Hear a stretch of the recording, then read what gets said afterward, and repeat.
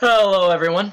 I wanted to remind you, everyone out there watching, if you're thinking of coming to Akron and want to try out for our varsity teams, the deadline is fast approaching as all tryouts are happening in February. So make sure to visit uakron.edu/esports and fill out the interest form. And everyone, you want to keep up to date with all things Zips Esports, make sure to follow us on Twitter at Zips Esports. You can also click on the panel down below.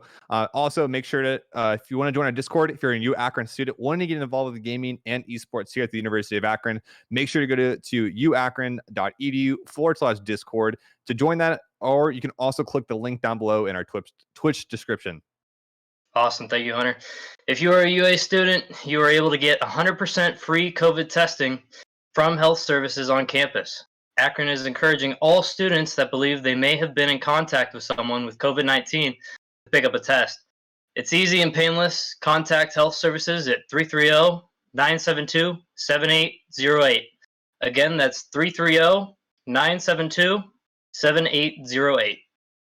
And again, Zips Esports does not function without our amazing sponsors. So a quick shout out to Audio Technica, our exclusive audio peripheral partners. SteelSeries, our exclusive peripheral partner. Archon, our jersey provider. Gravity Gaming PCs, our obviously PC provider. And then Cleveland Clinic, our health sports partners with us. So thank you to our sponsors who make Zips Esports run. Jake, I'm excited. We have the first week of the CCL, the College Call of Duty League. And this is the first year for Akron to have a COD team. I'm excited. I know there's been a lot of people at Akron waiting to have a COD team. So I'm just kind of pumped that we get to hop into this first season with such a good roster. Oh, yeah. They've been practicing for weeks now. I'm really looking forward to see how the team does. Been about 4 weeks that we've been playing every day. Really excited for tonight. Yeah, there was a solid group of interest this year, which is really exciting. It was kind of hard to pick that starting four roster. I think there were about 8 guys who were all kind of tossing around that top 4 spot. So these are some solid players. We did okay in the CCL kickoff tournament. We beat Oregon's A team and we lost to, I don't remember who in round 2, but this week we have a doubleheader. We have our 2 matches for this week. Right now, right at 8 p.m., we have one game against WVU, West Virginia University, Potomac. It's like an off branch, but they have a solid team this year. And then at 9:30, we have Shawnee State Gray, which is their B team. Both these are best of 5 series, so a lot of COD action for tonight. So Jake will be joining me for both of those matches. Right now, we're just kind of waiting to get into lobby for both teams. We should be starting here pretty soon. But Jake, you know some of these guys pretty well. Who are you looking out for this series? I do. Thieves has really been kicking me in scrims, so I'll be looking for him to go off tonight, as well as Robert Pack. He's a good friend of mine. Looking for him to do really well. He's the AR. He should be holding down spawns. For sure. I'm trying to message the guys right now to get it into this lobby right now. But we have our maps, so we can break down those real quick. Map 1, for people who don't know about competitive Call of Duty, we play 3 different game modes. We play Hardpoint, Search and Destroy, Control, and then we go back to Hardpoint and S&D to close out those 4, map 4 and 5. So our first map, we have Garrison, which is actually a pretty strong map for Akron. It's pretty fast-paced. I mean, Call of Duty's always been fast-paced, especially this one. So a lot of action to be seen here, a lot of sub-presence. So Garrison is a fan favorite for the Akron team. Moscow S&D, a map that a lot of people really don't like. Jake, tell me your thoughts on Moscow. Moscow S&D is good. The only issue people have with it is Hardpoint. Holding down some of those hills are impossible to break if somebody has spawns. Somebody gets top cop and P2 is just unbreakable, as well as P3. If somebody gets back in the library, it's just impossible to get through. Yeah, we have Checkmate, Control map, at least a game mode that Akron's been struggling with. It's not, one that you usually play in casual, so one that we had to work on a lot in scrims and in practice. But Checkmate Control, Checkmate's been a pretty good map for us. It is pretty lane heavy. It's a pretty open map. So again, we're looking to guys like Steve and Thieves to pull out those ARs and to really lock down some lanes for us. So those would be our guys to watch on Checkmate. We then go to Checkmate Hardpoint, which has actually been one of our better hardpoints. We struggle on some hills, but I think overall Checkmate's been a pretty strong map for us. We've been going over a lot of like where are they spawning, where to rotate. So I expect a good win there. And then Miami S&D, hopefully we don't go to a game 5. But so exciting. Yeah, Miami S&D. What are you looking for in some Miami S&Ds? Oh, the map is just so pretty. It's hard to run the map, but it's very eye appealing. A lot of people like to go around Piano and focus on the parking lot over on that BS&D side. Yeah, I know. I remember before snipers got GA'd. I know snipers are pretty heavy on that map. I think it's the B bomb site, which is Yes. near. I think not the one near like beach, but the, like near the garage area. It's where almost everything goes down. Yeah. But again, Miami's one of those maps that's only played in search and destroy, which is pretty interesting to me that we don't see it in hardpoint or control. So it's a map we actually don't see a lot. Mhm. But hopefully we don't go to a map 5. I'm hoping for a quick 3-0. I Oh, don't want to. hopefully. I'm expecting 3-0s out of our guys. But hey, WVU could come out swinging. I'm just looking forward to a good series. Again, we're still just kind of waiting to hop into lobby here. I don't know if Charlie, you guys can't hear him, but are you in their lobby? Okay, awesome. Are they all in there? All right, I'm gonna tell them we're ready whenever to get into this. Again, we're hopping into Garrison at Hardpoint. Me and Jake, if you're new to competitive COD, welcome. We're happy you're here. I know we usually cover a lot of Rocket League, Rainbow Six Siege, League of Legends. Again, Call of Duty is actually not a varsity game here at Akron; it is a club team. That means they're not on scholarship, but these guys still practice and work just as hard as any of the other teams here at Akron. And so with that, we have a good. Yeah, we're hopping into the game here. Garrison, Hardpoint. Here we go, ladies and gentlemen. Again, we're the big things in Hardpoint. Hardpoint is basically king of the hill, where the hill is going to rotate to different points on the map. Garrison has 5 different hills that you'll see us rotate throughout the game. Again, there's one thing we call rotating, which means transitioning from one hill to the next, where you're going to see all of the Akron guys begin to move the team to the next hill, which is really important to locking down spawns. There are favorable spawns, so when you die, you want to spawn closest to the hill, which kind of helps you win the game better, right? You don't want to spawn across the map away from the hill. So Akron, WVU hopping into Garrison Hardpoint. Especially on those points P2 and P3, impossible to break if you have the spawns. Yeah.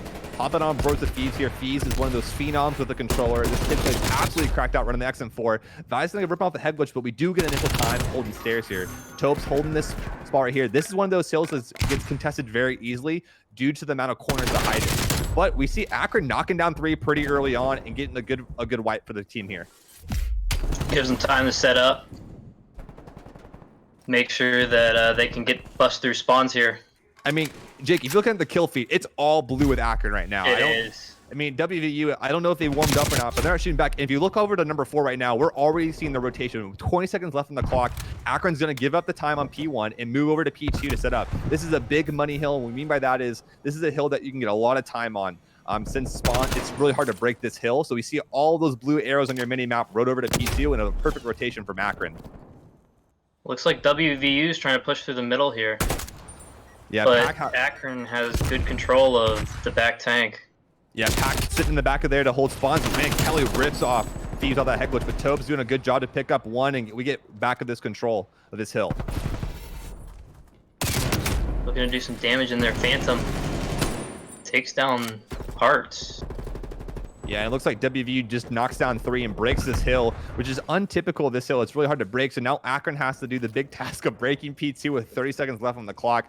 They'll probably only get us one more go before they rotate to P3. That's a weird little bug there. Is that lagging for you? A little bit, yes. Interesting. Well, we're going to keep it going. It's all good.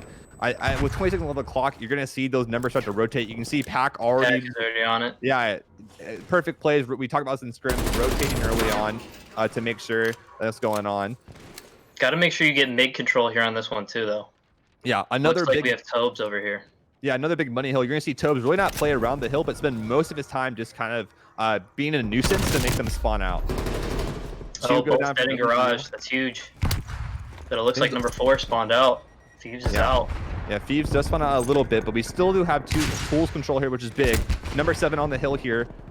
Oh my, Budford getting 2 nice there. Yeah, coming from behind now. Yeah, Akron WVU's gonna have spawns. Yeah, that's 2 hills in a row now where Akron has set up for them and gotten broken pretty early on. So this is probably be another good 30 seconds for WVU here unless Akron can break through. It's a good pick from Hearts there. Can they get the trade though? No. Hearts on his own. Thieves picks up 1. Budford versus Thieves in the hill here. Can't see it, but it looks like all the yellow arrows spawning there for WVU. So it looks like Akron's going to give it up and rotate to P4 here. Yeah, it's going to get another floating tank. You're not tapped out of the game, are you? No? That's very weird that it's doing that, but we're going to keep it moving here. Floating Thieves picks it up. Just looking to get mid-map control here for Akron. Yeah, we need. They got to lock down very well. Yeah, we got to get set up here. Again, a lot of the hills on Garrison can be money hills, but Akron really needs to string this hill together to kind of get back in this game. Hard points can get out of control really quickly, so we're looking to make sure that doesn't happen. That was huge from Hearts killing that guy on top green. Yeah, we that see really would have screwed him. Yeah, WVU has the bad spawns here where they're having to really just bully their way in through mid while, you know, you see those ARs sitting on top of bridge here, just really raining in some fire, not letting them break in. That's a team kill from Kelly, which is going to shut down that push, and Phoebes thinks that trade. It's going to be Phantom versus Pack on the hill here. Can Pack do the unthinkable? Going to pick up one. Huge. Can't get the second, but Tobes in for the trade though. That's big with the remaining 15 seconds, and we have rotations for next hill. Akron was down by 2 hills there, and we're all it's only like a 10-point deficit going into P5. It looks like they're all coming to the vent side. Normally you see teams trying to hit from different angles, not from WVU. Yeah, Phoebes watching green. Yeah, this is a big power spot from Vives here to hold brick and kind of just control green here. It's going to stop them from getting a flank and to push Akron in from their side. Tobes holding this time, and Akron going to take the lead, finally going into P5 here. Look at that. We look at that leaderboard right now. Phoebes dropping 12 and Tobes dropping 13. These subs are putting in a lot of work. WVU does get to push through bricks, and because Phoebes dies there, it gives them the opening to push through bricks. But Pack holding it down with the AR, going to pick up the hill. And we look on the mini map. WVU spawning out across the map. So good spawns here from Akron. Yes, got a big push here from WVU. They break it. All the Akron is in bricks. They're going to get taken down. Yeah, WVU is going to have control of this hill. Yeah, a quick 4 down from WVU to break the hill. But again, with only 10 seconds left on the clock, they're going to have to basically chalk this hill and get ready for P1, which is already a scrappy hill. So we're not expecting too much out of this first hill. But again, the whole point of the first hard point is to set up for the second hard point.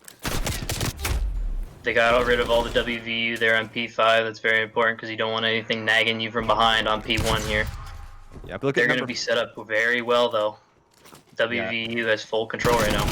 Yeah, Akron needs to slow down here, or maybe not, and pick up 2. They need to get bridge control here. It's super hard to break this side of the hill without bridge control. I don't know who. I think number 4 is going for that. Yeah, but he does die, so Akron's going to continue to bully the way to the front of this hill. Again, just their whole goal is to contest here, but man, WVU takes down another 3 of Akron, and what should be a pretty sloppy hill is kind of just becoming a good money hill for WVU here. Akron really should look to chalk this hill and get ready for P2. Yeah, but it looks like we got WVU and bricks. They're going to have spawns for this next one. Pack looking to get set up on satellite.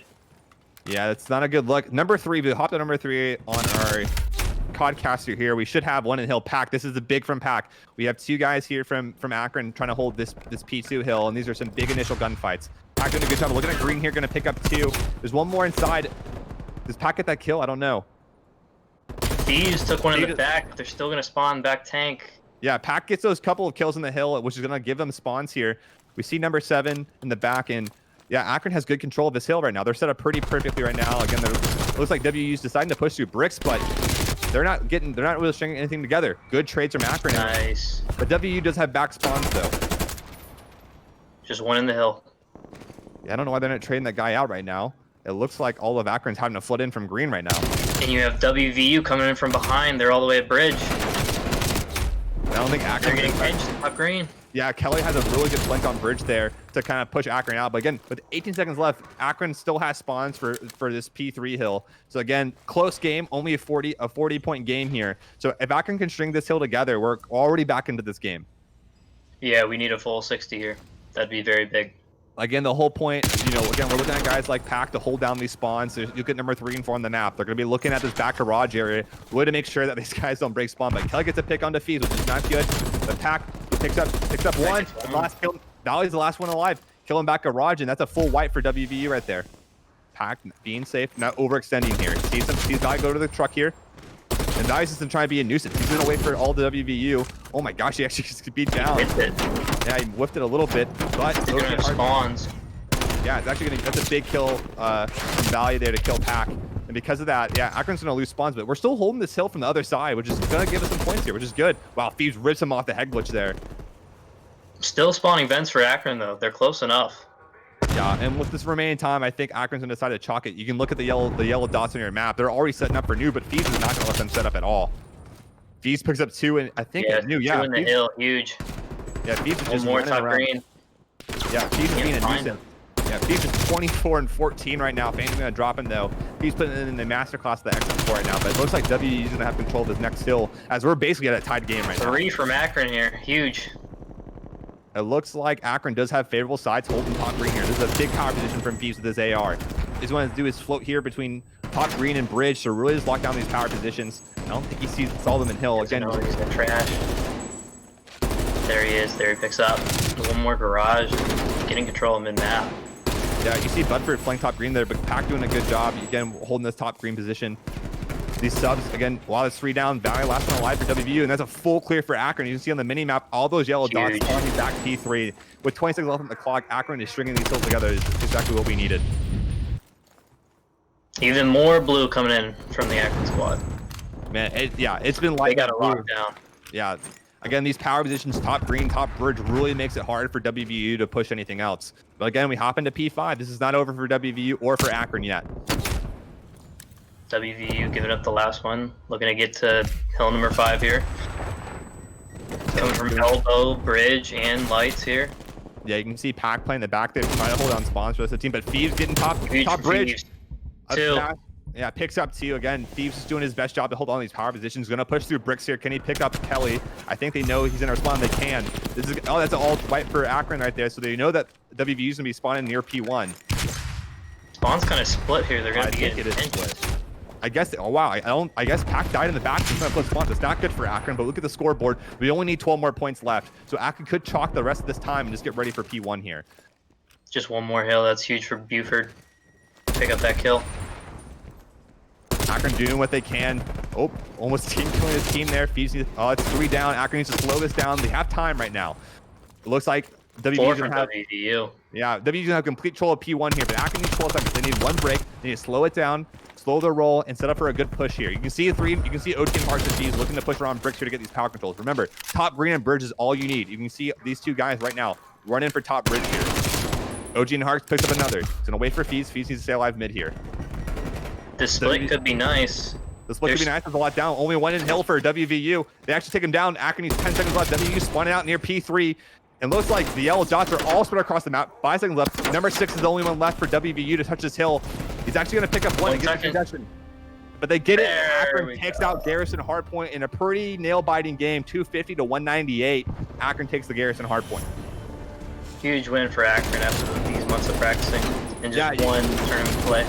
Yeah, you can see for sure that Akron has been put in some work. Again, a lot of these guys are actually pretty new to competitive COD. A lot of you guys are COD grinders that are pretty new. If we can get rid of that overlay as well, that would be great. Thank you. We can look at the scoreboard after this game and see. Actually, thanks COD. COD casters can't see post-game scoreboards, which actually sucks, right? Yeah, we can't see the scoreboard. But I do remember seeing Phoebes on that kill feed a lot. Again, even though he wasn't a lot of that hill time, we see him constantly in those power positions, top green, for P4 and P5. Thieves, not in the hill a lot, but playing on the map really effectively to get those pinches and to hold down those power positions. Yes, just causing havoc, trying to get in the other team's head. I'd be rage quitting if I was them. What were you most surprised with there, Hunter? What was the best?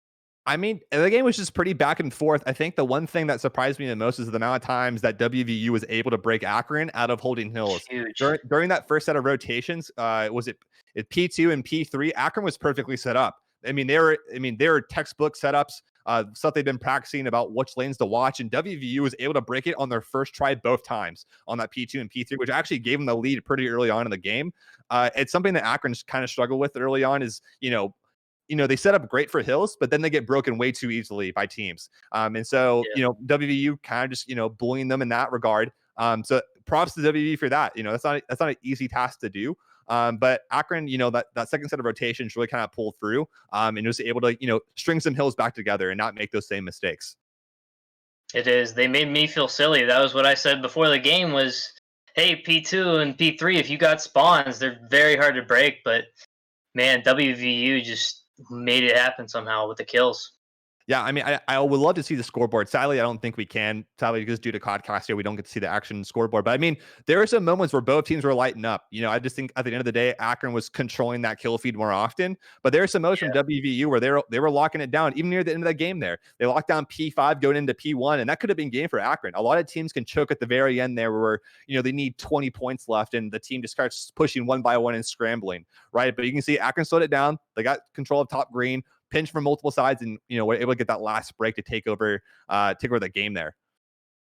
Yeah, that was huge from the Akron team. It looked like, yeah, as you said, that Akron was lighting up the kill feed, but when WVU needed the kills, they came through and broke the hills.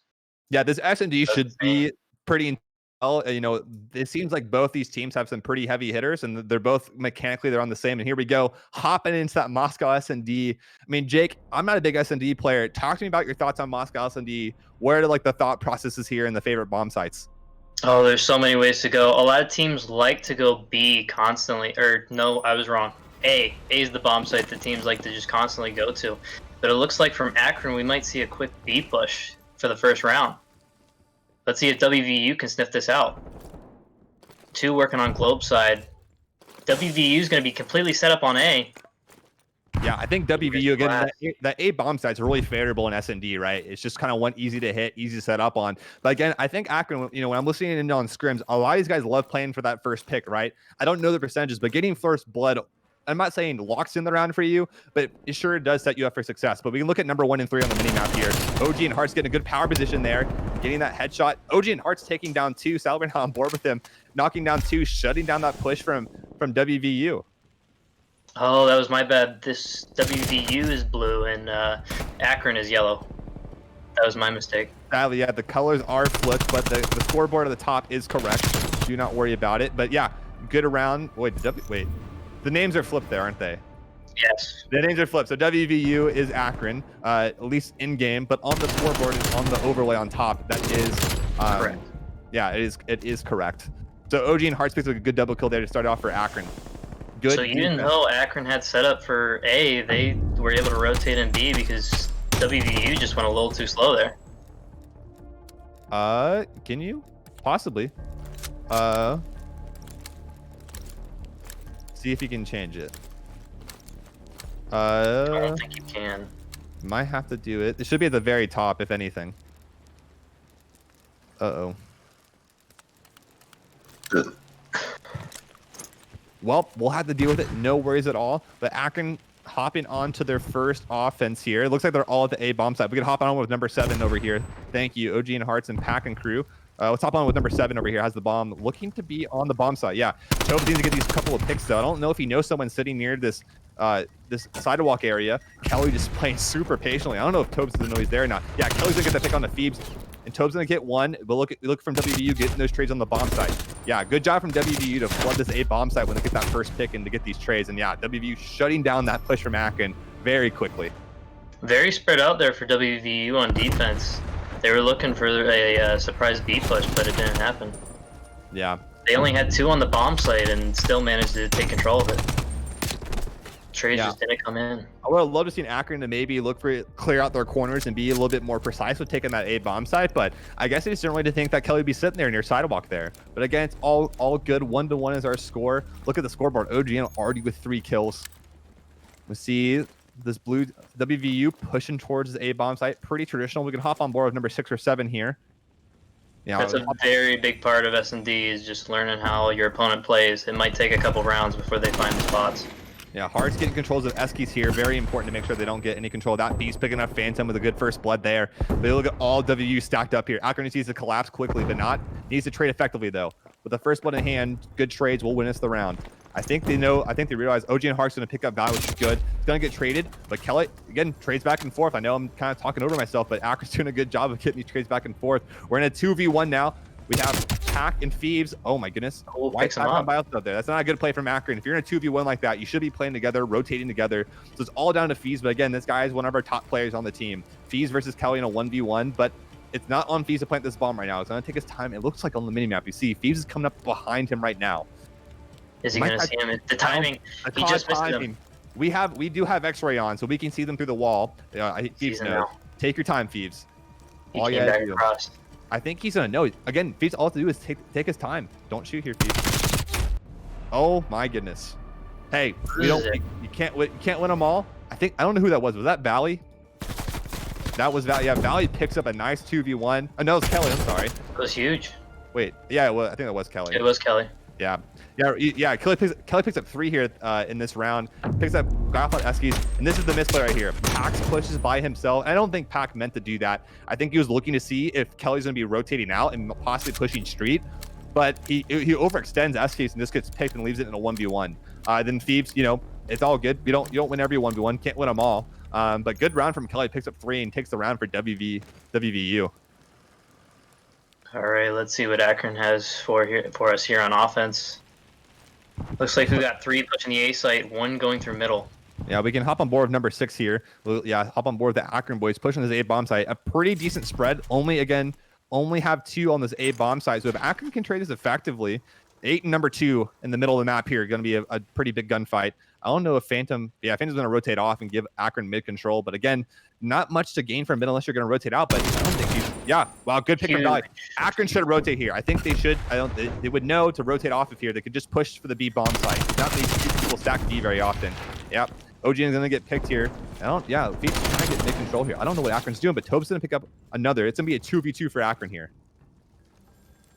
Yeah, most of the time when you see teams get that kill in mid, they do rotate B because most of the time you have 3 stacked on A and 1 stacked on B. Yeah, and again, Feed's going to drop. Tobe's left in a 1v2. We'll stay on board with him. He might get Kelly off guard here. He does. Then be a 1v1. Looking for the kill. Stays alive. Pulls out his sidearm here. Can he pick it up? And he can't. Good try from Tobe's there to clutch up that 1v2. This is 3-1 from WVU here. Huge in S&D after losing the hard point. Yeah, I mean, Akron, they spent a lot of time on hard points and respawn. In the last month, I think they've been really focusing on the respawn. Doesn't mean they haven't been playing S&D though. But again, this is kind of one of their first times playing against a top, another CCL team in S&D. So it's going to take them some time to get into the groove of things. But this team should be it shouldn't be a bad S&D team whatsoever. We see these rounds kind of just going back and forth, kind of ending up in these 1v1, 2v1 situations. So it's not like WVU's blowing us out or anything. But we see Phantom with the bomb. WVU. Yeah, they are just throwing their bodies at mid here. And we can hop on board with number 6 here. I don't know if he's going to know that they're mid. OG and Hearts needs to pick up a couple kills here. I think Akron's going to recognize. Number 5 on the map's looking over mid-map here and should see the cross happen. Yeah, Pac holding on this good AR position. Sees Bedford in the corner there, but I don't know if they know the rest of the teams there. They do not. Kelly gets in the window. Yeah. And OGN is kind of stuck in this weird corner. Again, all of WU is just stacked mid. I don't know where they're going to commit here. I think they're just looking for another pick to wait to push. With 45 seconds, though, they have to push something eventually. They don't have all the time in the world, and I'm going to guess this is going to be a B push. It's weird. Normally, when you see people play teams do these odd strategies all through mid, they normally hit fast. But it was very patient, not a whole lot of action. Wow. So they're going to go ahead and plant the bomb. Yeah, I think Phoebes is going to hear this. He hears it, but he has to wait for the guy to pop up off the bomb. That's a good pick from Phoebes. He should flow us down, though. 2v3 situation, a lot of time to defuse this bomb. Good from slowing it down. Where is the rest? Number 1, I don't know. Number 1 from, is that Valley from WVU in a weird spot? What a spot from Phoebes there to pick off Kelly. Now, it's all left on Valley to pick up a 1v3 here. They should hop this bomb here, and they got the clear on that. Together, get the trade. Phoebes picking up 3 to take Akron to win their second round. What a good round from Phoebes there. And one thing that's weird is in this Call of Duty, the bomb plan is actually silent, so you will not hear the bomb planning or defusing. That is true, yeah. I mean, I think he might have heard the trophy throw down then, because Phoebes heard something, because he was sitting in that corner, then turned pretty quickly. Yeah, here's that little cheeky spot from Phoebes there, and a nice double kill to end the round here.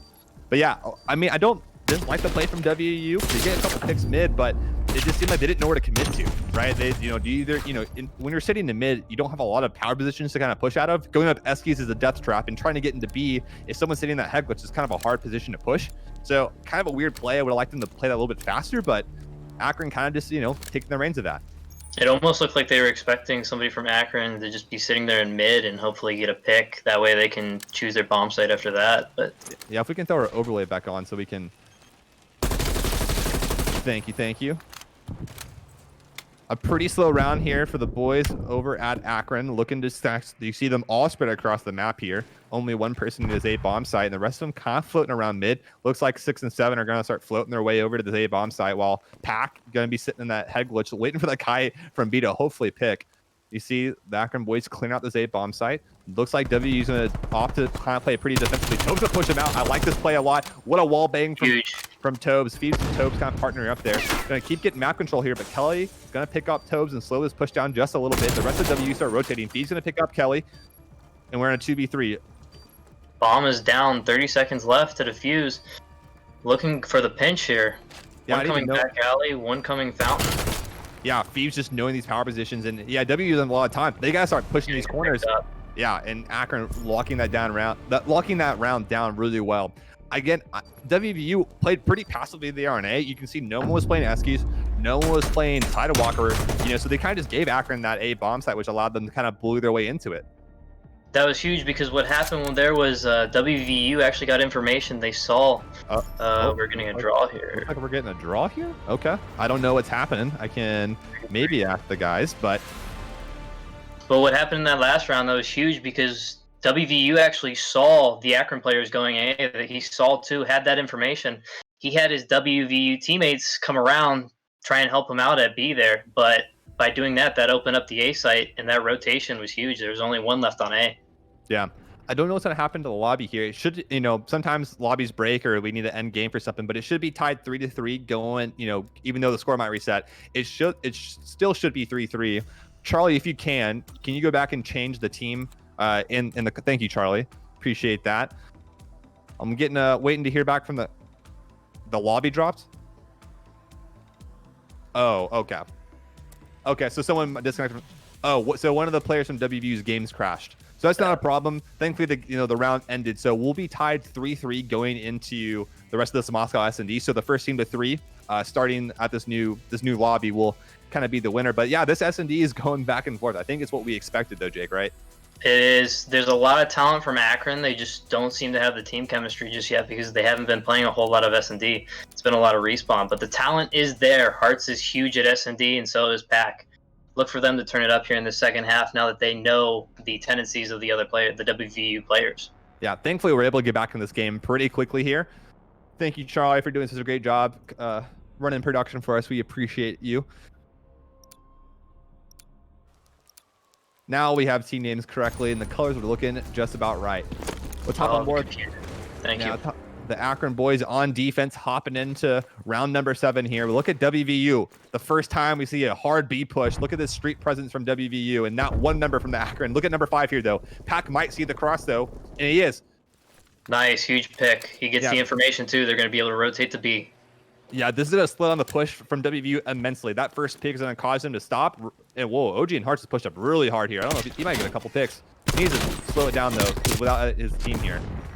Yeah, I don't like that play from Hearts. We're in a 4v3 on defense. There's no need to push street there. Just sit back, wait for them to see what they're going to do, because all WVU is looking there was for a pick to tie this round up, and they get just that. So Akron kind of throwing their early lead away, but still Akron doing a good job here. We see Tobes sitting on this A bomb site, and who else is that? Yeah, Phoebes and Phoebes and Pack kind of chilling back by this B bomb site. It seems pretty passive though. 30 seconds left on the clock. WVU is gonna have to make a push. It looks like it's gonna be the B bomb site, just seeing where they're positioned on the map right now. It looks like he's actually gonna rotate back to A, even though Akron was giving up B. Yeah, he's gonna get picked up. It's gonna be a 3v2 situation here. Thieves through mid, picks it, ties it, 2v2 now. Coming back to your lobby. Wait, do they have time? I don't think they have time. Wait, no, he does get time. He does have the time. He barely gets the plant. I think Akron thought they wouldn't have time. So that means Pack's left alone in a 1v2 with 45 seconds on the clock, and they know exactly where he's at. Wait, what are they doing? I mean, WVU almost just threw there. Pack would have gotten a pick there. It would have been like flashbacks when Valley got that 1v2 a couple rounds ago. It would have been huge. Yeah, I don't think we caught it. We weren't watching Tobes, but we looked on the mini map when WVU started rotating towards A. Tobes turned around because I think he thought that they were going to start pushing B, and he got caught timing. He turned around, and I don't know. I think it was Bedford picked them off in the back.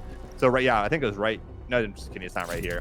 But yeah, that's kind of unfortunate. Tobes getting that caught timing. And huge 2-piece from Bruford right there. Yeah, Bruford. Sorry if I mispronounced their names. Yeah, we're not very familiar with the WVU guys. Yeah. So WVU is now 4-3, not 1-0. So Akron getting their chance at offense here. I would say this map's pretty offensively skewed. Would you agree there, Jake? I would agree there for sure. If you can control one of the bomb sites, it's very hard to break. Yeah, but it looks like another big A push. But look at that. 2 members of WVU are not even close to this A bomb side. So maybe Akron can recognize this and hopefully just get some picks here. But number 2 on the mini map, that's a big flank from him. But I think Pac's going to start picking up the flank here, which is massive from him. But Pac's not looking at the far back, though. He's going to get shot in his back right here. See him. I think he's laying down under the... Oh, Phantom doesn't see him. Yeah, they don't see each other. But Bruford is going to pick up Tobes, and number 2 is going to, like... Wait, no, wait. Did Pac in the back. No, what? They get number 2. But now no, you had a couple shots from Phantom, and he doesn't finish the kill on Pac, and he's able to tell Thieves exactly where he is. But look at this. WVU is getting pretty... Packs. Yeah, W gets too aggressive, but we're in a 1v1 here. Pac versus Kelly. But bomb is down from Pac. Can Pac clutch it up? He can't, sadly. And Kelly's going to pick up that kill on Pac and get this bomb plant. It means bomb defuse. I'm so sorry. Man, a lot kind of happened that round. Sorry for being a little combobulated there, but we saw a flank from one of the members. The bomb goes down. Members are pushing all over the place, and why Moscow S&D can get pretty hectic. Yeah, I would have loved to see a little faster push from Akron there with only 2 people set up on A. Just get those trades and get bomb down, and then you can turn around and look behind you. Yeah, honestly, I don't know why Pac pushed that there with bomb down with 17. He could have just kind of hid back office there and just kind of waited for the time to tick down. But yeah, maybe, just in a corner. Yeah, maybe if he's called him weak, I'm not for sure there, but all good. We're on match point. WVU up 5-3 on Akron right now as Akron's hopping on their next defense here. Just needs one more to take it. WVU with offense. Yeah, it looks like WVU's going to opt to push a mid play here. Hop on board number 6 here. Yeah, number 6 here is going to be big. Hearts, does he get through? He's going to hop up the window right in front of him. Big pick on the Valley, though. Can he stay alive, though, and get out of this situation? I think he can. And this is going to stop the push from WVU. And again, WVU's now in a weird spot where they don't have too much map control. Bruford looking for Hearts, but Hearts just turns that window. We see number 2 and number 4 from WVU kind of working the way around the A bomb site here. But Akron needs to be steadfast, not overcommit to anything, and wait for them to make a push here with 50 seconds left on the clock. Push from Kelly. Can Thieves pick it up? No, kind of got caught timing there. Thankfully, he doesn't drop. Trophy system going down to stop him from getting flash grenaded. We'll look on the board with number 8, Holden side office here. It's a big pick from Hart. So he's picked up a number. It's all left on the 1, and wow. And within seconds, the rest of WVU gets dropped by Akron. And it is 5-4 now. It's 5-4. Akron hopping with offense. Akron keeping this competitive. Again, an S&D that we thought would be competitive is turning out exactly how we thought. And look at this scoreboard. Sadly, Pac with 3 rounds under him, already picking up 5. You said it, Jake. Guys, look out for it. Be Pac. He's already picked up 5 so far in these next 3 rounds. S&D star, that's what we call him. That's what we call him. Looks like Akron's going to opt to another big A. But look at WVU here. Not one person near the A bomb site, but I bet you're going to start pushing up Eskies. 6 kind of left alone. I think you should call this. Yeah, Akron's going to know that they're not. See this. Yeah, they know that they're all pushed up. And so Akron should know they have a free bomb site here. I think they need to clear out office and back steps, and they're going to be fine. But this flank, though, is anyone going to watch it, though? That's the big question. Eskies and flank are the 2 things we got to watch here. But I think Akron's kind of confused that they're not seeing anybody right now. Yeah, when you see nobody in front of you, you just got to think, okay, they got to be behind us, right? Get the bomb down and get that timer started. Yeah, WVU playing pretty untraditional here on Moscow, but I kind of like it. I like when teams don't play the usual. And look at this number. Look at number 2 on the mini map. He's doing a complete full flank. 3's holding down mid, and 1's holding the back of their spawn. 1's not even looking at anything. He's just watching back green. So Akron's got a free plant. Now Akron, all they need to do is play around bomb site, play corners, and get trades. Just traditional S&D. Don't do anything stupid. And this is a free round for Akron. Hearts and Tobes. Number 6 on the mini map. Yeah, Hearts has some big kills here. Hearts gets picked up. Ooh, Tobes not able to get the trade. Oh, Pac not able to get him either. Bruford, huge round. Goodness, Akron had the good setup, but man, like we said, WVU, like they did in the hard point, they're doing it in S&D. They're breaking Akron's defense, and man, do they break that setup on defense to take the win on Moscow S&D. I'm impressed with the way that WVU's playing S&D right now. Huge team play from WVU. And look at Bruford here. Picks up 1, rips off, put off the head glitch, is gonna kill. I think, yeah, picks up 3 right here. Yeah, Bruford picking up a massive 3-piece to take that defense there. Again, of course I'm an Akron fan here, but man, they're gonna end the game right here. So, but man, if you're an Akron fan, that's a scary sight. But if you're a WVU fan, man, you're happy to see how they're playing S&D because they're playing pretty perfectly right now. Yeah, just great team play from WVU there. I think that really caught Akron off guard. Although they have the talent, just WVU knows exactly where each of their teammates are going to be. Yeah, I mean, they're playing some pretty untraditional defensive rounds. Many times, even on their offense, they have like 4 pushy mid on that defense. Completely left the A bomb side open. But I think it's honestly like a pretty good play if you throw that every once in a while, because if you're Akron, they've been stacking at least 2 players there almost every time. And so when Akron's pushing the A bomb side again, like they don't have X-ray on like we do. They're expecting for at least 2 players to be there. So while they're taking their sweet time, checking corners, clearing out the A bomb site, WVU is getting just massive amounts of map control. They're pushing out mid, they're pushing out back of our spawn, so that then they know, hey, all 4 members of Akron are sitting on the A bomb site. And then it just comes down to winning those 1v1 gunfights. And then Bruford comes out and says, hey, let me just get a 3K real quick, and then completely clears the bomb site. So again, I like this SSD from WVU, but Akron has some stuff to work on for sure. Knew exactly where they were going to be. I mean, the saying holds true. You can be wrong, but as long as you're all right for WVU. Yeah. So series is tied at 1-1. Charlie, if you can, make sure that if you switch the team names, depending on if Akron's on blue or if they're red, team 1 or team 2 there. We'll hop into control next. I like to call it basically TDM with a minimum a lot of lives and with some objectives. Different teams have different theories about playing control. Some like to play the hard kill game where they'll just mostly just hold your spawn. They'll get an easy 4 down, immediately push your spawn and just try and spawn kill you. Or a lot of teams will just play super objectively, just throw your body at the objective over and over again until you can maybe win those trades. Akron, I won't say how they play it so far yet. We've had some ideas on how to play it, but we're going into checkmate control. A map we worked on a lot, honestly, in control. One that they've actually learned the spawns on. And that's a big thing we'll be talking about is where the spawns are in control, since they have, there's an offense and a defensive side in control. And so you're kind of spawn trapped at some point. Jake, you want to explain the spawn trapping a little bit more? Yes, and like you said, it's a glorified TDM. The spawn trapping with control, it's not like hardpoint where if somebody pushes through and you're going to flip to the opposite side.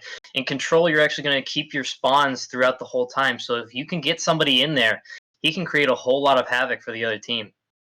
Yeah, absolutely. And it's where we see a lot of good teams kind of abuse maybe teams who aren't used to playing control, where they'll just set up on these power positions and just completely not let you leave their spawn. And again, in control, there's 2 win conditions. You either kill everyone on the other team, and they have 26 lives to go through, plus the 4 after that's run out. So basically 30 lives. Yeah, basically 30.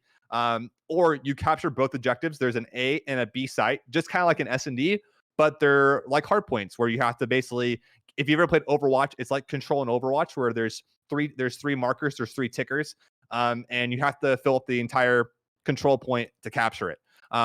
One big thing though is if you play 2 kill heavy, you're not going to get more time because there is a time limit in control. So if you don't capture either one of those points, you might run out of time before you can win the round. You'll see that from a lot of teams try and focus too much on kills and go up high on kills, but then they'll only have about 30 seconds to capture the hill. Yeah, that's so true. And I think that's where a lot of teams can make or break. And so, if you focus too much on kills, you run out of time, or if you focus too much on the control point, you'll just get spawn trapped. So it really is a balance of learning both. And it is a mode that a lot of, teams don't play a ton. So, but hey, here we go. Hop it into checkmate S&D. That overlay is flipped. Charlie, if you want to flip it real quick. Checkmate control. And you only have 1:30 to 1 minute 30 seconds to capture one of the hills. Yeah. And so it looked like Akron's on defense, which is good for them. This first point, again, this middle of the map is so big for Akron. That plane control is what they need. And Tobes is going to be the one holding plane here. A 2-for-1 trade here in the middle of the map. But again, we have that power position, which is top plane. WVU getting set up on B and A, going to have a double push while Akron tries and get control of the top plane. Yeah, I think Akron's going to choose to try to push B here. But Pack picks up 2, and Tobes going to pick up another, which is only 1 left top plane. 1 left. Oh, Bruford gets Pack. Would have loved to see somebody push up to their from Akron to push up into their spawn.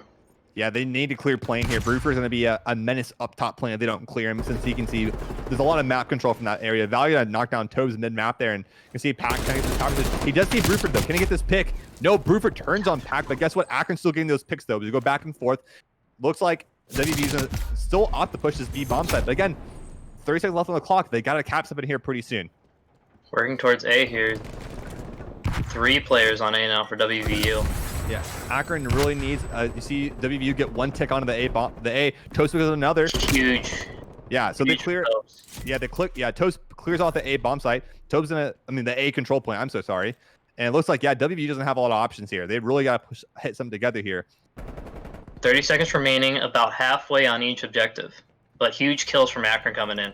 Yeah, Fees is behind Bruford here. I think Bruford's gonna hop down though. Yeah, there's one more left alive. That's a 4 down. So now they're gonna see the spawn trap. You're gonna see Fees push up here and get map control. They know where they're spawning at. So all Akron needs to do is hold down these lanes before WVU can hop onto these sites.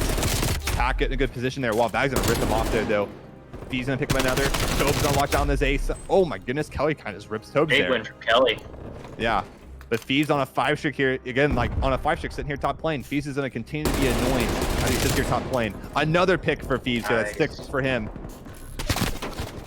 A couple of kills, but Fees is still alive. Going to nade into that A control site. He might pick up one there. Oh no, Bruford picks up hearts though. But Fees going to go on this flank here. This could be big. With 6 seconds left, this is if Akron breaks this, this is it. Fees picks up 3. Fees picks up 3. Oh my God, 3 kills. And there it is, the 4 wide. Did they get it? No. They don't get it. WVU is so close from ticking the rest of the A control point, but they don't get it as Akron gets that massive 3-piece there. Phoebes goes on like a 9 or 8 streak here. Yeah. Again, like I said at the beginning of the game, top lane is everything. It's something I have preached to these guys. Holding top lane is everything. And we see it pays off here for Phoebes. He goes on an 8 streak and doesn't allow WVU to get any map control. Yeah, I was surprised we didn't see anybody from Akron push further into their spawn and try and create a little chaos there. Absolutely. Akron hopping on offense here. I'm pretty sure the guys have talked about this A site is the one they favor the most. It's usually the easiest to hold down. B can be pretty scrappy since there's a lot of ways to hit it from. But we'll see if they put it into practice. But again, you can see the boys going for top lane. Gonna look like a little bit of a split here for Akron. One over on A, 2 fighting for top lane. That's a team kill though. That's 3 down for WVU, and OG and Hearts knows the last guy for WVU is up here on top lane, but Kelly's gonna knock him down. But look at Akron's already getting their ticks onto A, which is massive. Tobe's locking down this objective. Only both dead on bad behind A. Gonna get mid lane. One more door. He's down as well. Akron has full control here. Yeah, WVU's has to start scrambling to get to A here. One more wipe here, and Akron's gonna get this A site really easily. I think they're going to give it up.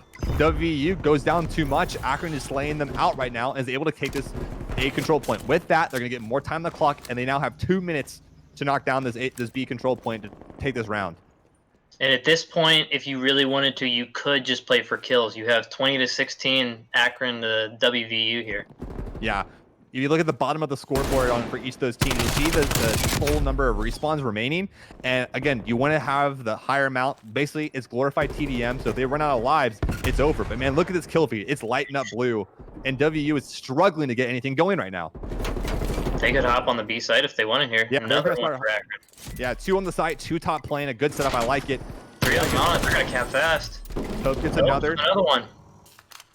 I mean, look at this. Fees is 12 and 14 right now, and is lighting this kill feed up.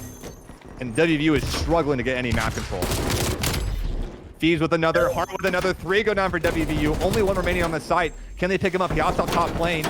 Only gonna be able to trade him out. They do get him. And look at this yellow dots. They're all spawning out. Akron only needs 1 more tick. WVU has to throw their buys at this to contest the hill, but I don't think they're gonna be able to. Actually, they are. Fees gets knocked down. Pax with another. OGN gets another. It's gonna be a 2v2 on the hill here. But Pack, look, he's sitting top cardboard here. Gonna get these picks, and I think OG and Hearts is still on the hill, but he gets picked out, and with a little bit of time left remaining, Akron just needs a little bit more remaining on this control play to tank it. 14-1 though, there's no way they can lose this here. Oh yeah, man, look at those kills. Yeah, WVU is out of lives now, so Phantom, Bruford, and Kelly only have 1 life remaining, so there's almost no way here. Yeah. Almost like an SND at that point. Yeah. We're gonna see Akron is gonna continue to flood this A hill here, and there's not much more they can do. Bruford left in a 1v17 basically with the amount of lives Akron has left, and he's just gonna basically run around. And Akron playing a picture-perfect offense on checkmate control there. Huge kills. That's what Akron does. They're very talented at picking up the kills. Yeah, again, I think these guys have been focusing a lot on respawns, especially in scrims. I haven't seen them playing a lot of S&D, but man, have they been playing control and hardpoint a ton.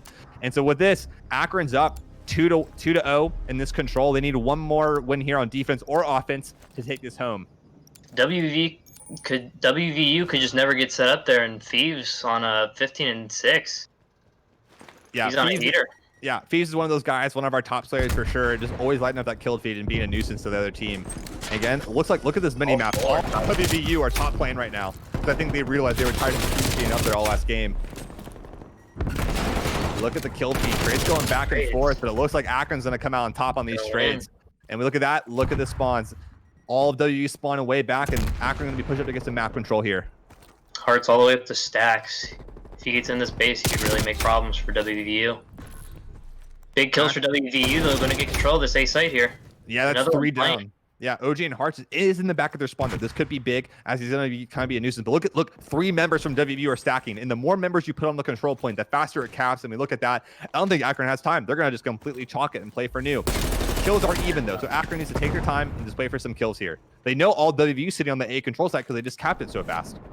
Almost an instant cap there for WVU, but Hearts does pick up a kill, so they're going to know he's in their base. So they're going to be looking for him. But look at that. Running left and right to find him. Yeah, Akron doing a good job. OG and Hearts, they give it the 8th side, but they sure do get that map control. And we see the kill feed lighting up blue here. And now they're going to keep pushing up for map control because they know they're going to spawn. That's like 4 or 5 for Akron in a row here as they continue to push up into the base. Because remember, control spawns cannot flip. So the more they push up, they're going to start spawn trapping them. And here we go. Thieves, the guy with the XM4, going to keep lighting up their spawn. Huge on the life count. You have just Akron just preying down those spawn points. WVU picking up a couple of kills here, but again, they need more than kills here. They also need to cap this B side. Kills in favor, 16 to 10 for Akron, as they're going to continue to rain down fire here. WVU needs to get a good 4-piece here. Just push for this B side. Yeah, at this point, WVU is going to need to capture the objective. They're not going to be able to win it with kills here, especially with Akron on defense. Yeah, Thieves is lighting them up right now, not letting them get anywhere. Look at Akron right now. 3 stacked around the plane area right now. WVU just struggling to get anything going here. Oh, Pack just taking down from top plane. You can see just 1 left. They're all going to be spawning in the back. 23 seconds to go.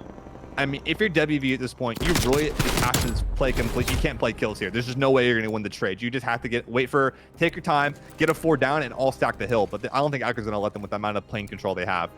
Has to get on the hill here. Only 7 seconds left. Hart picking up one on the hill. Phantom gonna pick up another, but Tobes gets the trade. Fee's coming in from behind. Can he get a 2-piece? He can get one. All it's onto Kelly. Gonna be far corner, and he gets it, knocking down Kelly with no time left. Akron are gonna take it in 3-0. WVU on checkmate control. Quick, wrapped it up nice and easy. 3-0. I mean, a quick 3-0. We might not be an S&D team, but we sure are a respawn team, Jake. Oh, they have the killing power. It's beautiful to watch. They just WVU could never get set up.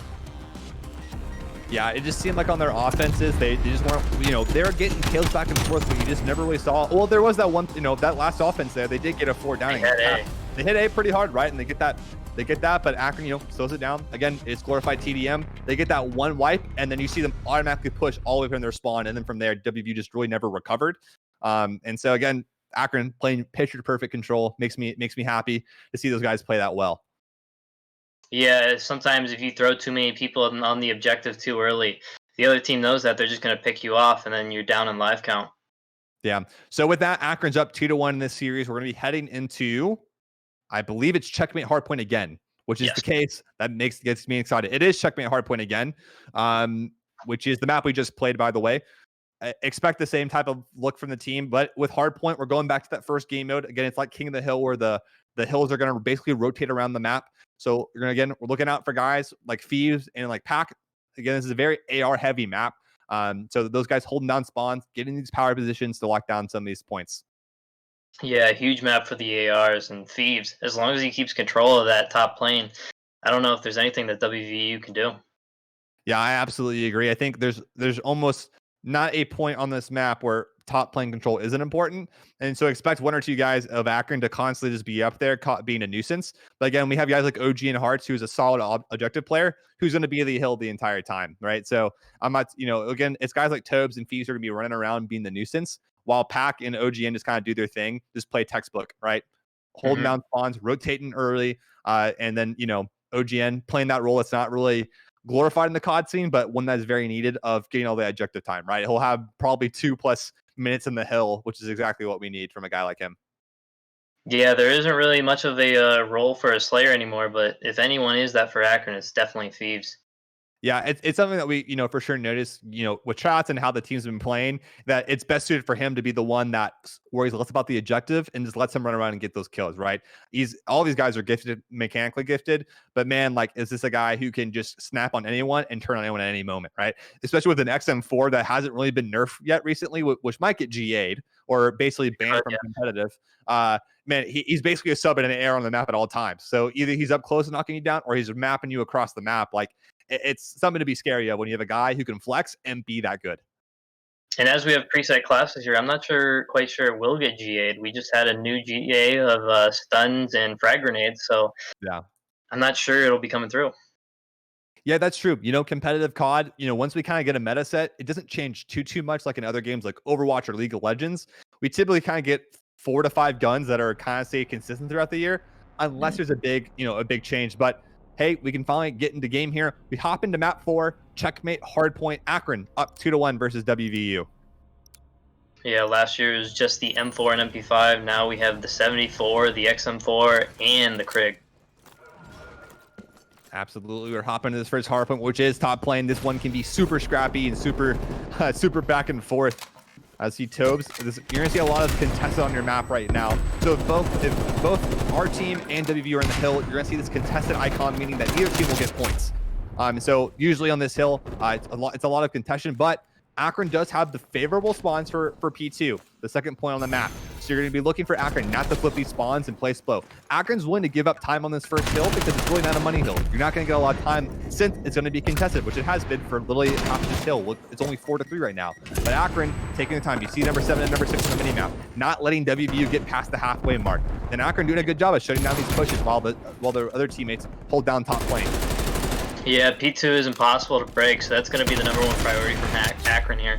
All you got to really do is get somebody on top of BS and D on top of the desk, and you'll be fine for just contesting that. You walk away 0-0, and you can potentially get a full 60 here on P2. Again, remember from that Garrison hardpoint, WVU did a really good job of breaking Akron's defense and breaking their hardpoint setup, so we're looking for Akron to be a little bit more solid here on their first setup here at P2. Toast picking up Valley here, and again, we're just looking for these kills around the hard point. Pack picking up another Phantom straight out hard, but Tobes gets the third. Can he turn on Kelly? No, but they should turn on him really quickly and look at the spawns. Akron's gonna know that they're all spawning near this A bomb site near this alley. So Akron just needs to hold down these lanes. Yes, if Akron holds B2, WVU should spawn in Graffiti.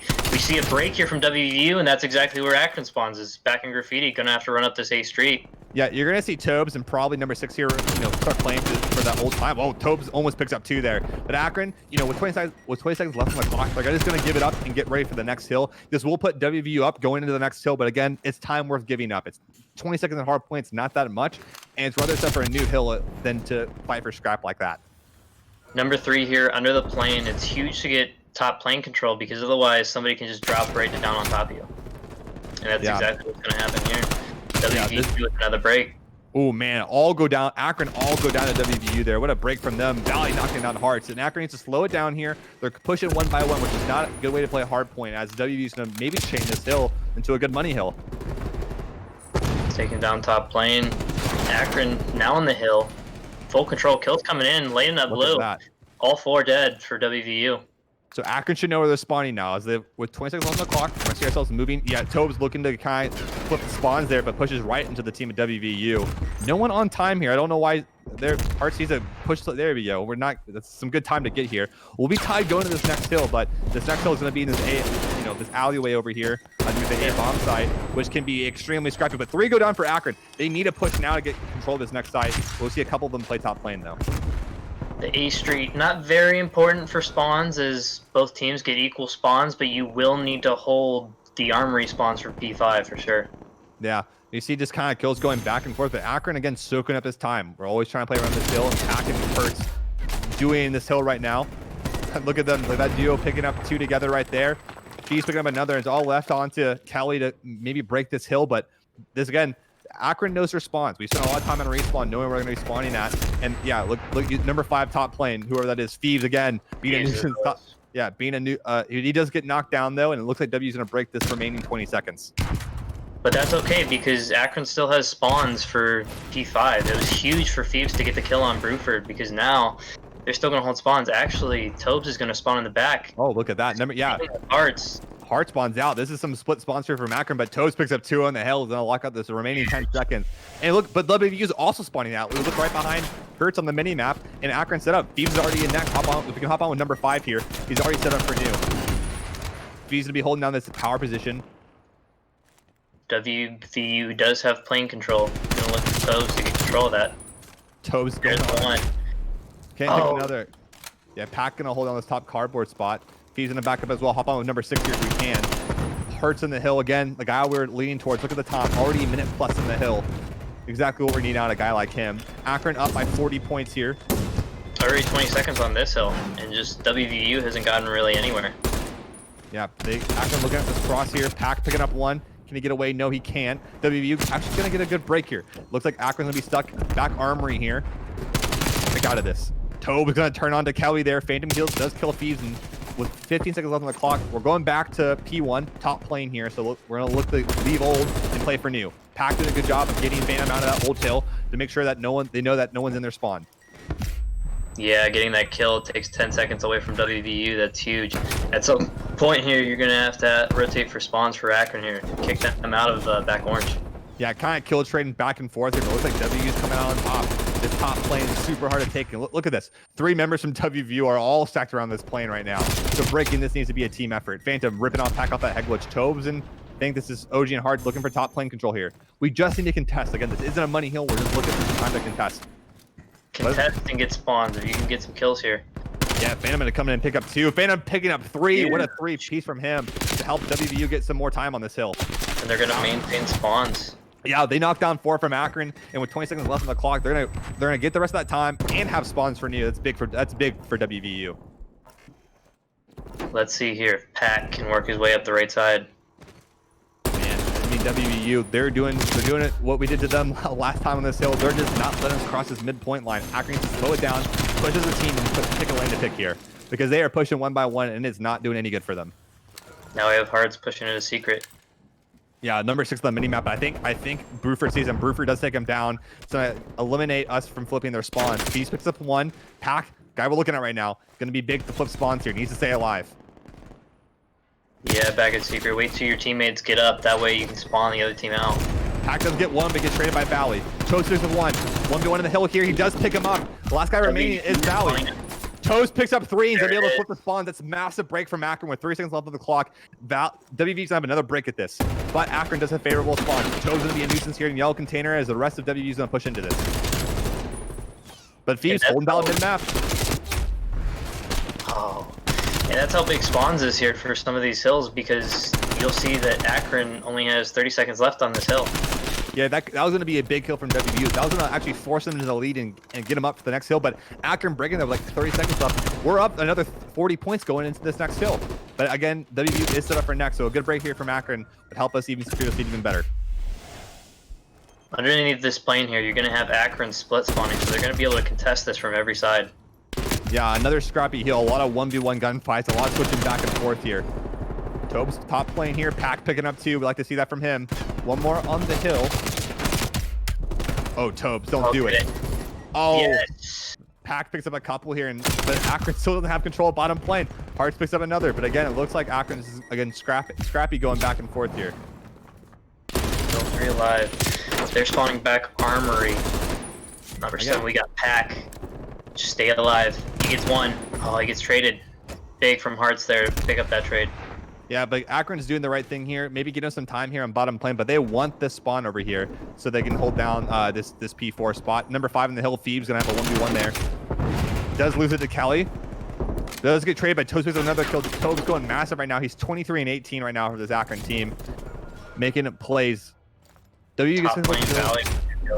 Ooh, Phantom's gonna run out the Heglitch though, and it's going to be a pretty even matchup going in this next fight. Again, we're looking for those ARs to be on these Heglitches. Yeah, look at Thieves here. Going to be whole new feral Heglitches.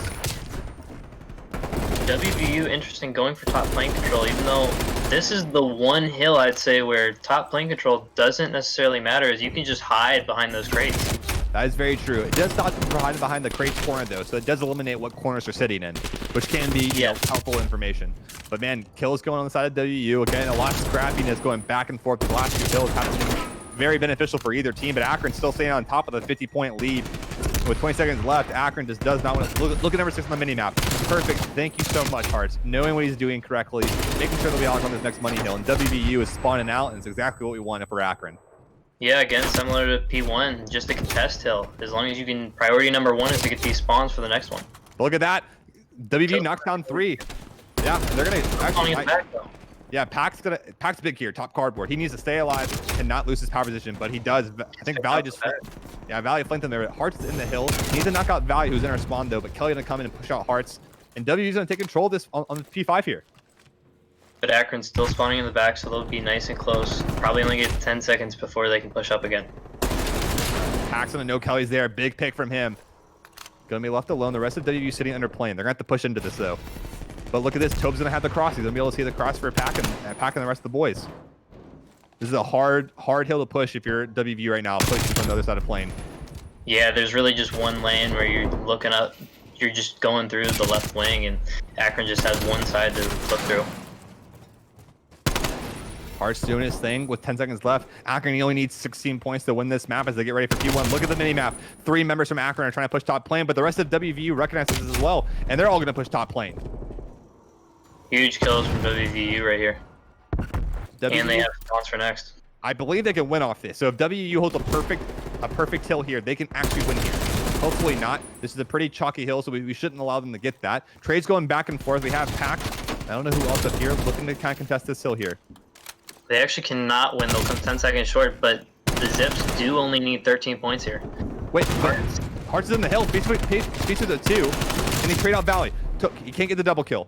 Just one more. But Tobes is already pushing for these spawns. I like this play from him. He's gonna get picked from the back though. Yeah. So Phantom's less than this hill here. So they can't win. Look at Pack there. Look at number 7 on the mini map. He's rotating for P2 here already, and this is big for him. He needs to keep this.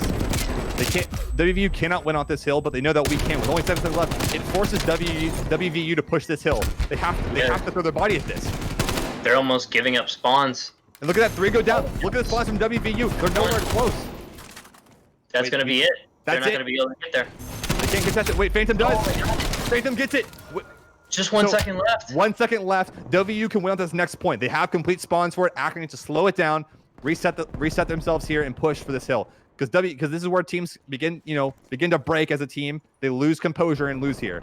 40 seconds left for WVU to win this. Akron needs 1 good push. Trades going back and forth here. We see that the spawns. Look at the spawns though. WVU is still spawning back yellow, and they're still having these spawns.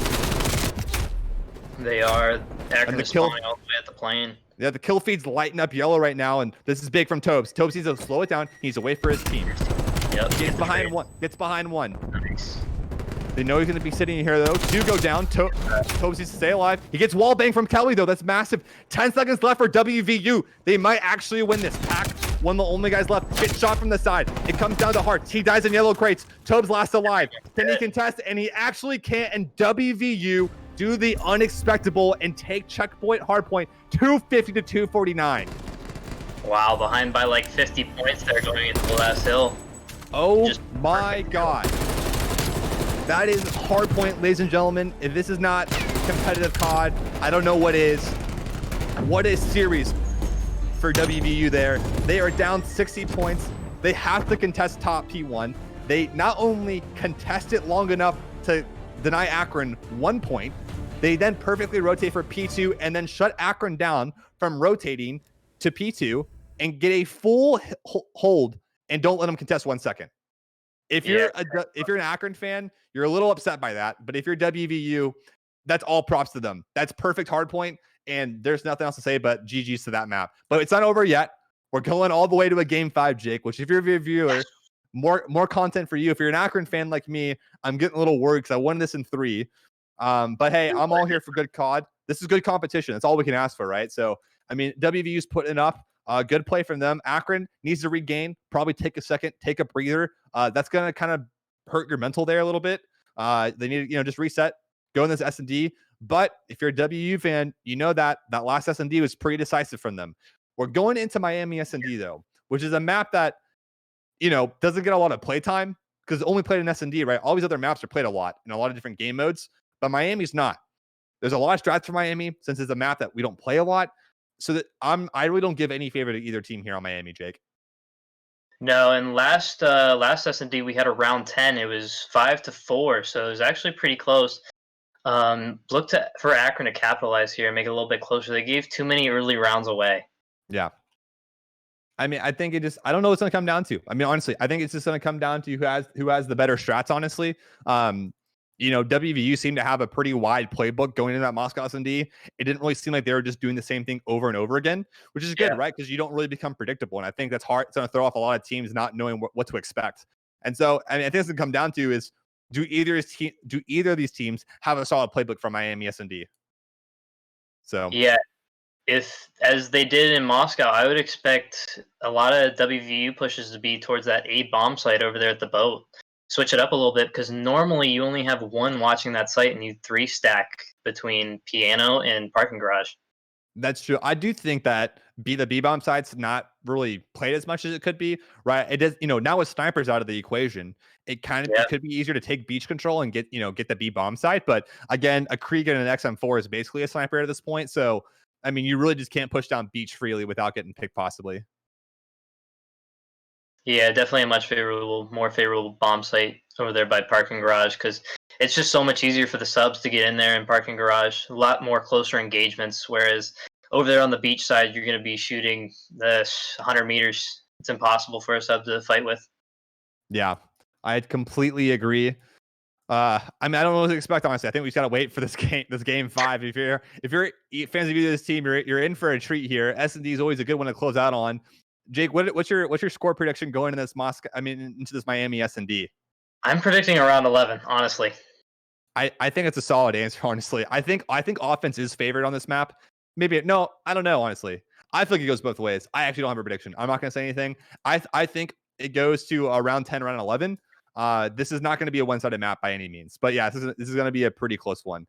I want to say Akron takes it, solely because Miami's on a very popular map, and possibly we have I don't know, actually. Yeah. Yeah, maybe. I don't know. But hey, WVU could be practicing a lot of S&D. We've never played them before. So this could go either way, honestly. So Charlie, are they in the lobby right now? Okay, waiting for a guy to use the restroom. Wow. It is more favorable for offense, I'd say, because the map is just so big that it's so hard to rotate in such little time. So once the team just gets pushed through your base, it's just impossible to take back. I completely agree. I mean, I think we're going to see probably most of the teams push this A bomb site and get that garage control, right? I mean, a lot of the, probably see one guy float mid for both teams and the rest really stack piano, stack garage the rest of the time. It's going to come down to a lot of just winning your gunfights and possibly just trading more effectively. Smokes are GA'd now, so that's a big thing to think about. Yeah. Along with the snipers. What happened was the smokes were actually GA'd because of, we know the one way, if you sit in it, if you sit at the edge, you can actually see out of it, but nobody can see into it. So that also took collateral with the snipers. Yeah, absolutely.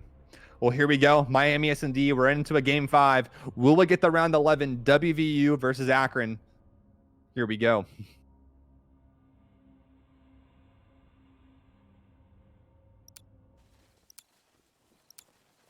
We're going to see Akron on that defense off the rip. Again, we're going to be looking at those yellow little arrows in the bottom left side of your map. Going to see where they're going to try to take this bomb. And it looks like it's not going B right now. So it looks like it's going to be going mid. This is exactly what I expected from WVU. And it looks like Akron's expecting it as well because they are pushing 2 up to that A bomb site. Yeah, if we can hop on board with number 5 here. Yeah, he's right on top of that player. I think it's Phantom down below and Piano. Look at number 8, though. Hop on board with number 8. I think that's Phoebes out in the... Oh, he gets picked from Kelly, though. That could have been a massive pick. And look how far back WU's playing. They're just playing for picks right now. Yeah, I would have loved on top of him to stay alive. Yeah, I think Ojian's on top of him. Piano. I don't think they see each other. Tobes is in a big spot, but he's a bad spot to be caught on it with an AR. Yeah, Hart's picked up Phantom. No way. Tobes turns on Birdford. Oh my goodness. It's a 3v2, but this bomb's probably going to go down at A. Hop on with number 6 on the mini map. That is Tobes. And I think they know that. I think the rest of Akron knows this bomb's not going towards B. Would have thought that Hearts and Pack would have pushed through their spawn there, but they're going to actually reinforce Tobes here in middle. Yeah, again, in a 3v2, on defense, they need a plant. Akron needs to play slow and not really like get picked here. Again, when the bomb goes down, they can play from there, but you know, look at this. Valley with the bomb in hand. I think Tobes is going to kind of play this corner. Kelly on top of Boat here. Kelly on top of Boat. Does he see him? I don't know if he saw him. He might have called him out. It's a big pick. That is the bomb. Nice. Kelly's too far away, and that's going to be the round for Akron taking the first defense. Exactly what we needed on that first round, Jake. I knew WVU was coming A. After watching that Moscow, they love to switch it up. Yeah, not playing traditionally at all. You know, Fee's getting first blood, but the rest of the Akron boys kind of carrying that weight. Tobes turning on Birdford down below balcony there to help kind of get some map control. And with that, Akron's up 1-0 as we hop into offense. Yeah, Hearts and Pack are our S&D guys, so they should be huge here on this map. They love Miami S&D. Yeah. It looks like we're taking this bomb. It's going to be a pretty hard A push, but look at that. 2 members from WVU are at the A bomb site. So if we get a good trades here, this should be a good clear here for Akron. Should be an easy plan with only 2. Phantom and Valley doing their best to lock this down. If OG needs to be careful peeking his head here, because I bet both those guys have Kriegs waiting to rip their heads off that top balcony head clutch. But Akron playing slow. I like this. They're looking for these picks. They're going to clear out garage and check their corners to make sure they have a free bomb plan here. Look at it. The rest of WVU still hasn't rotated. Number 1 to 3 on the map still are over at Beach. Yeah, they have no information. Nobody's seen Hop on anybody. with number 7 here. Huge. Yeah, Pack and Hearts get the picks. This is a free bomb plan. B. Bomb is going down though from OG and Hearts as now Bruford and Kelly have to win this 2v4. Does Pack see him there? Oh, he doesn't, but he stays alive. Both coming to the back of B. I think they're gonna know that. I think Akron understands that if they didn't, if the A Pack can't pick him up, good play from him though, not dying here. Just back up, play behind that head glitch. Can't get the pick though. Gonna keep pushing Bruford back. 30 seconds on the clock. This is an uphill battle for WVU, and Akron just needs to hold their ground here. Even just pre-fire now just to keep him out. 20 seconds to go. Pack picks up another. Just sitting behind this dumpster, keeping him alive. Kelly left in a 1v4. I don't think there's anything he can do. Absolutely not. And another one from Akron there, 2-0. A beautiful round from Akron there. I mean, it was probably easier for them since all they had to do was clear out 2 members from the WVU team there. But man, they played slow. They picked their corners. They didn't throw any lives away. And then they're sitting in a 4v2 post-plant situation. That's free dubs, free cash every single day. And as you saw there in the best play, Valley decides to push up to try and get that trade on Phoebes there, but Hearts is sitting top piano, and easy pick there from Hearts. Hopping into round number 3 here. Look at OG and Hearts, 3-0 right now for the team, leading in kills. I like to see it. And we look at the WVU players on the minimap here. It looks like they're going for a pretty hard B push to kind of mimic what Akron just did that previous round. Yeah, after shutting them down at A, Akron looks pretty confident with 3 on B that they're not going to try A again. Yeah, we're going to be a bit OG and Hearts again. Phoebes here. Oh, hopping over that rail. I don't think he saw anyone garage, though. Phoebes, Pack, and OGN have a big task here to shut down this garage push. Should have the information. Tobes should be rotating over to B now. Look at that. 4 members. He has control. Yeah, thank you, Charlie, for turning on that X-ray for us, helping us see players, the mini-map through the walls here. OG and Hearts sees one. Going to get that first blood. That's big. Needs to stay alive, taking down Phantom. That's not the bomb, though, but I think Akron's going to recognize that this is a push towards A. Yeah, and all 3 stacks almost stuck here in parking garage. Yeah.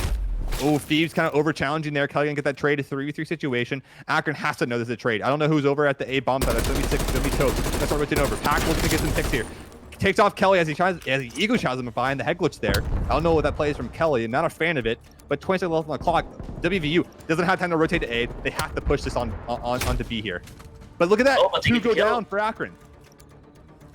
Just Tobes remaining. Just needs to keep them off the bomb. He's gonna be a jump ball. No way. Picks up 1. He has noise on the bomb. He picks up 2. Tobes picks up both. Tobes. It takes the round from Akron. What a 1v2 from Tobes. Tobes on a 4 streak. Hasn't died yet today. What a play from Tobes. WVU showing some life here at the end of round 3, but Tobes coming in clutch, jumping over that wall, taking down whoever that was, and then taking him off the head glitch of the bomb here. Get a little good replay here. Bruford getting punched in the face from Tobes, and then Valley gets ripped off the bomb here. Picture perfect 2v1 from Tobes there. 3-0. Akron just has WVU's number right now. Absolutely. 3-0 is the lead for Akron. I thought this would go back and forth, but hey, it's not over for WVU. A lot of time here still to be played on Miami S&D. We just kind of expected that Akron was going to sniff out WVU's unconventional play, but they sure did so far here. OG and Hart with the bomb. We have, look at Topes, 4-0. OG and Hart's 4-1. A solid score line for the boys. Another hard B push from here, but look at that. All three members from WVU stacked up pretty hard. Looks like they have top piano control, actually. But OG and Hart's going to pick up one. Going to get traded by Valley, though. Tobes going to look at the trade. Chucks the wrong corner. Oh, doesn't turn on him. Valley picks up two. Pack going to get the kill. No, Phantom's going to pick him. And then it leaves Phoebes in a 1v3 very early on in the round. So anybody can do it. Phoebes is the one. Just needs one here. I don't know if you saw that player drop down from top stairs there. I think he did, though. Yeah, he's going to pre-nade it. He's going to force that player out. On the bomb heckler. Oh my gosh, how is he not dead? But two players are going to be on top of Van No, and Phoebes is going to be in a toughie. Going to try and sneak out the back here, but I think a member from WVU is waiting for him, and it is. And WVU has solid defense to shut down that B bomb push from the boys at Akron. Huge cleanup there from WVU as Akron has all of the momentum going into that round.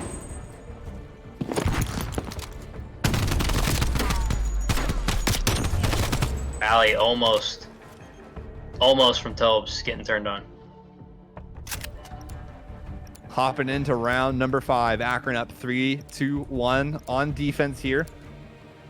Very interested to see what WVU does here on offense.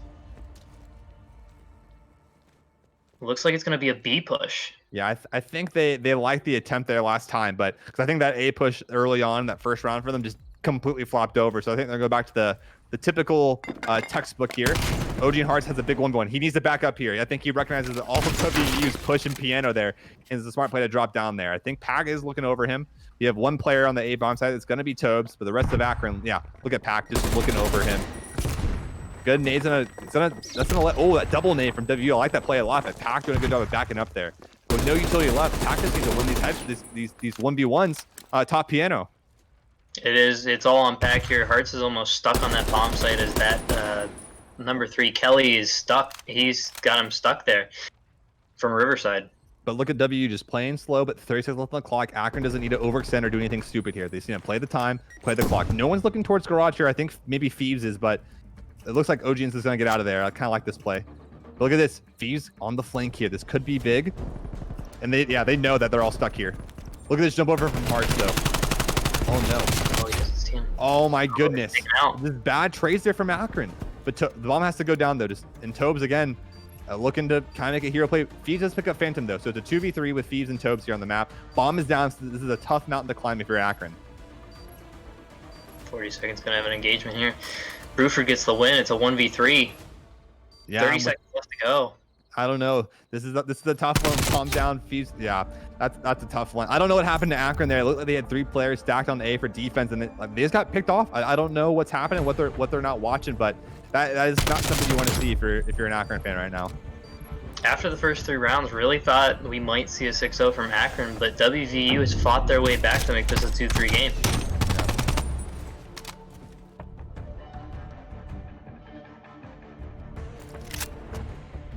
3-2 is the score line. Akron up by 1. Akron also back on the offense here. Will they switch it up, though, is the question. Not for sure. They might just stick. Oh, actually, they are. I think they're tired of pushing that B bomb side. They might look for some more mid control. We can hop on board with number 8 or number 7 here. Yeah, let's hop on board with Pack here. Our 2 AR players. Hopefully, going to look for some picks here mid map. He's going to be up in bedroom, and Thieves is just going to try and get control of mid-map to see if anybody overextends from B. Look at Phantom. Look at Phantom mid. Yeah, Thieves is going to call him out. He's and look at look at the mini map right now. Beach is completely open. This A bomb side. If they kill Phantom on the map right now, A is completely open for Akron. And I think they're playing slow because they're expecting one guy to be here. But look at the mini map. All of WU is stacked on top of the B bomb site. Yeah, need to see Akron move up here. Start to make a move towards that A bomb. And now WVU is starting to get out of I wish Akron would play this faster right now because they're just letting WVU rotate off. And there's the first blood from Kelly, but Fee's gonna get a good trade there to make this a 3v3. You see number 4 Phantom for WV. Kelly gonna knock down Thieves, which makes it a 2v3. But it seemed to be a good setup for Akron. Oh my gosh, Kelly just rips off Pack there. And now a 1v3 for OG and Hearts. Can he get this first? He cannot. And man, with a 3-0 lead being completely blown away from Akron, we're now at a tied game 3-3. Yeah, here we are, 3-3. Now all the momentum shifted to WVU side.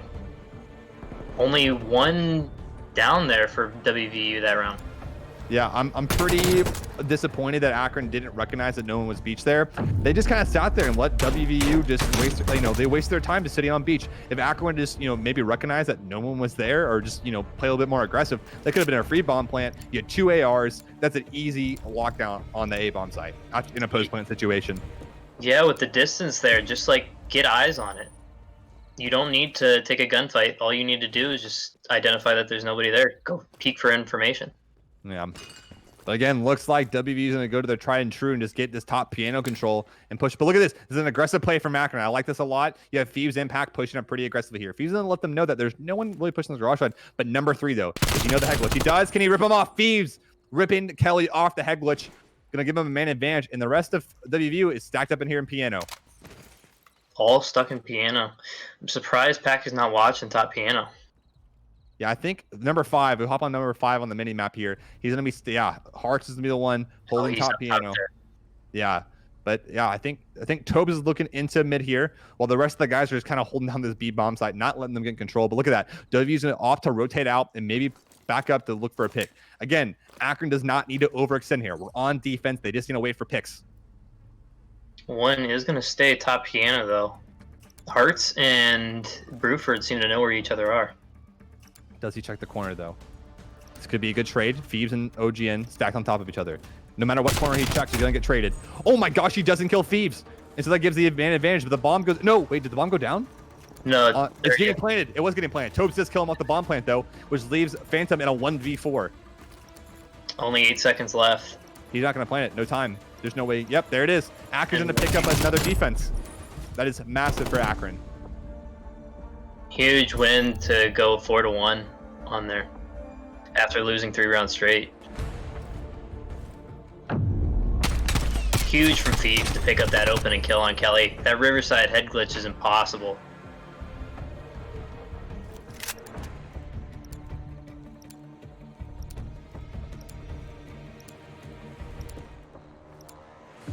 Here we go. Akron 4-3 against WVU. Another offense coming from the Akron side. We're hopeful to see a better offensive round from that last one we had. I think Akron's going to go back to their tried and true B push here. Again, we're looking for those picks, looking to clear out this garage area, but WVU is not going to give it to Akron for free as their entire team is back in here.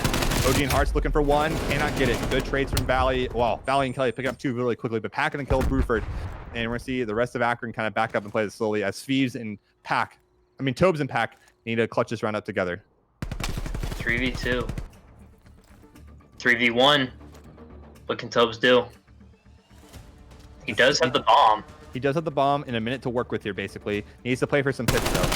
That's big. Fans just going to run away. This is not what you want to see if you're an Akron fan. They're just going to run around for picks here. It's still possible, though. They could push 1-1. Oh, they know he's here. It's over. Still alive. Man, this kid is juking. He's juking their entire team. Huge. Needs to make up his mind. 30 seconds to work with. Could almost just rotate to A to extend that time. He's done. Oh, Kelly picks him off. Cannot. 4-4. We might just get that round 11, Hunter. I think we're going to round 11. Chat, I think it's happening. This is 2 back and forth. We're tied up. It's 4-4. We're in map 5. I mean, this for our first game of the CCL, I'm excited to see the rest of the season is going to be like. Kelly 9-3, Hearts 6-5, very even from the Akron squad. Yeah, look at those scoreboards. I mean, look at Kelly 9-3 right now, really carrying this WVU team on their back. But again, defense for Akron. But look at this offense from WVU. They're pushing this A bomb site pretty hard, and we're looking all towards Tobes to shut this push down. Off of timing. Oh, he has an SMG. No. Yeah, and with the sub, this is going to be a hard task to climb. Kelly with the first blood on Thieves. That's not what we want to see. I don't know where Thieves. I think Thieves is mid-map, but good shots from Kelly. 10-3 is Kelly right now. Thieves was all the way at the bar, but Kelly has control of the top bedroom, and he can just see everything in mid-map. Yeah. That nade's going to get Phantom Leap, but with Flat Jacket on, it's not going to kill him. The rest of WVU is stacked here, and Akron just needs to look for a pick. Bruford overextending. That's a big first pick for Tobes. Pack's going to pick up Phantom. That leaves it in a 2v3 for Akron. The number 2, whoever number 2 is on Valley has the bomb. Going to pick off Tobes. I don't think he knew he was there. But Akron just needs to play defense here. Pack and... Pinned down. Yeah, pinned down by Kelly here.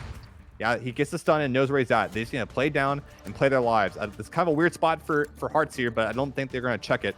They're going to rotate out, though, from mid. I think Hearts is just waiting to see this rotation to see if they're going to go towards the B bomb side. 50 seconds left. They should recognize they don't have time to rotate. Hearts needs to check the bomb here in a second. Please, Hearts, check the bomb. Uh-oh, Kelly's going to see him. Does he win the 1v1? He does. Get him off the bomb.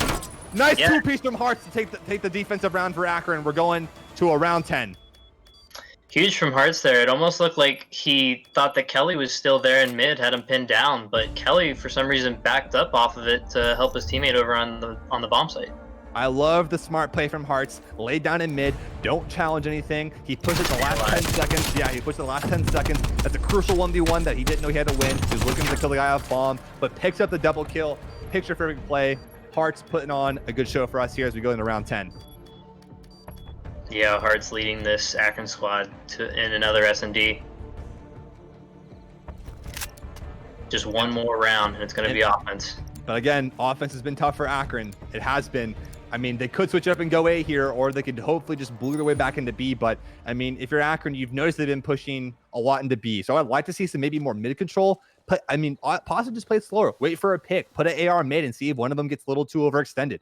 Get that first blood and play off of that. But Akron going for this B push. And look at that. We have number 7 and number 8 in the middle of the map. It's like they can hear me, but they really can't. Oh, good night there. They're going to switch it up. They're not all stacking B this time. Yeah, WVU pushing that one player right outside of piano. The number 4 might be a nuisance. I like this play from Phoebes. Look over all of mid-map to let no one's flanking. See if no one's flanking. I think he noticed him. Tobes doesn't win the 1v1. I would love to see the guys trade that together. That's a play in garage they could have traded. And Bruford's going to get that first one on Akron, and we're down 1 in this offense. It is. You see Tobes jiggle peek to get the information, but that XM4, the fire rate is just ridiculous. Yeah, we're going to see Pack pick up this bomb. 3-4 for Akron. It's kind of a 3v3 on the side as we see if Kelly from WVU's push all the way on the A bomb site. But I don't know what Akron's plan is here. 30 seconds left on the clock. They don't have a lot of time to work with. We can hop on board with Pack here as he does have the bomb. OG and Hearts needs to get a pick here. Pack might get good caught timing here on Phantom mid. Will he? Oh my goodness. The caught time is on our side. It's not. Phantom turns on Pack. Feed. Phantom picks up 2. That's not what we want to see. And OG and Hearts, they know where he's at. Picks up 1 and gets traded. Oh my God, Jake, we're going into a round 11 map 5. Here it is. Here's what the viewers wanted. If you're not hyped for this map, I don't know what you are right now because this is a banger of a series. But guess what, Jake? We are on offense. That's not what I was wanting to say. I wanted to say defense right there, and I'm a little upset. I'm actually laughing right now. But offense is not what we're looking for. Akron, I mean, they can do this. Look at this. I think they're calling the A play. I like this. Now, Akron, I just want you to push hard into A. Just completely full send it. Don't ask any questions. I want you to rip Kelly off a head glitch on A and plant the bomb. We do that. We win the round 11, and we win this series. Yeah, Akron doesn't really play A too much here on Miami. But you have to switch it up because WVU has been so strong on B. If you're in A, I don't know where our ARs are at, but we have our subs push on top of Kelly. Come on, Phoebes. This is all on you. Look at WVU. They're not rotating. This is big. We kill Kelly here. This is everything. The first blood goes for us.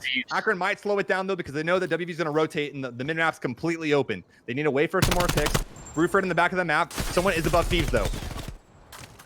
Toast picks up Phantom. That's a 2v4 for Akron. They need to play trades and play together. Another one for Hearts. He takes down Valley. It's a left and a 1v4 for Bruford. They know he's in the back of the map. They just need to play for kills here and not overextend anything. Phoebes playing in the corner. I think he knows he's in there. Bruford is blinded. Bomb is down. 40 seconds for Bruford to clutch up this 1v4. This might be all she wrote. Bruford, please don't clutch this 1v4 because I want to win over the Akron boys. He does pick up Phoebes with the head glitch. Akron just needs to back up his bomb site and just wait for him to hop on the bomb. Don't challenge anything. Pat gets the kill and knocks down Bruford, and Akron taking it in around 11. We win the series 3-2. Oh, beautiful from Akron there to push A. As I said before, WVU just has complete control on B. Just got to switch it up there, and Akron just finishes the job on round 11. Perfect. Akron are finally playing more aggressive. I love to see it. The 2 times they push ahead, they play way too passive on that round 11. They do exactly like I say, even though they can't hear me. They push aggressive, they get the Kelly kill, and they play for trades. I love it. It's exactly what you want to do. And we take that round 11. WVU, an incredible series. Congrats to you guys for a good series. That was a fun match. Akron taking our first match of the CC, our first series of the CCL 1-0. We start out with a dub. I like to hear it. I like to see it. But the COD action is not over yet. We have a series against Shawnee State Gray up next. We're actually supposed to start right now, but we're going to need to take a quick break before we hop into that series. Jake, any quick thoughts before we hop into this next series?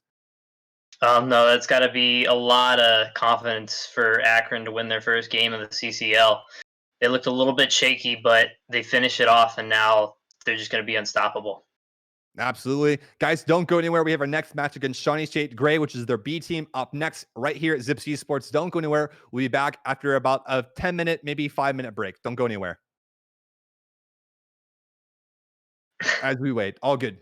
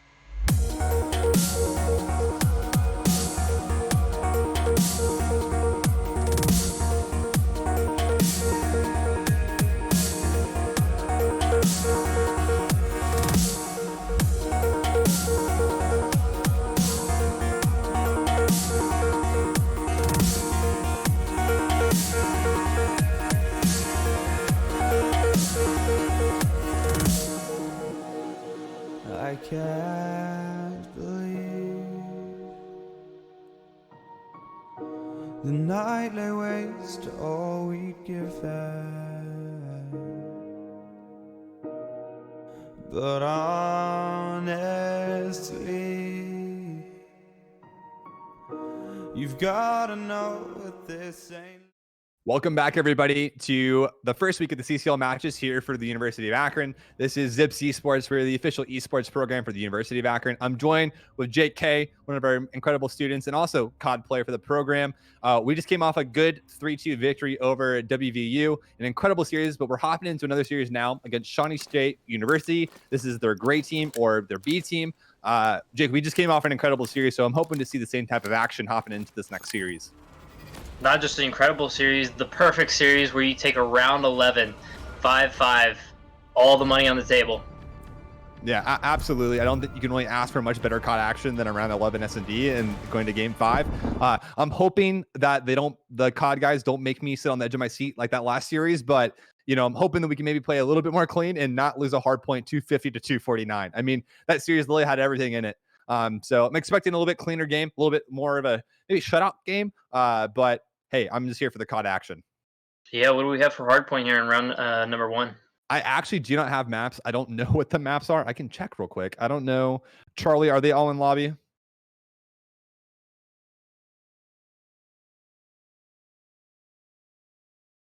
Okay, well, we're just waiting to see what the maps are going to be.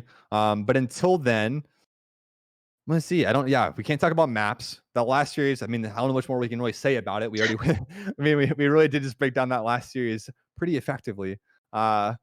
Respawn's Akron looks great. They literally just lost by 1 point in that checkmate hardpoint. I mean, that's a heartbreaker, but they were so close, so kind of just got to wipe it off.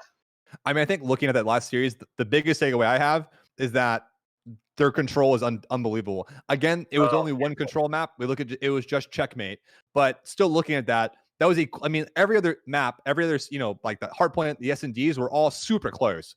The checkpoint control was an unbelievably one-sided fight. I mean, a quick 3-0 for Akron, and then not only on offense and defense, they just shut down WVU.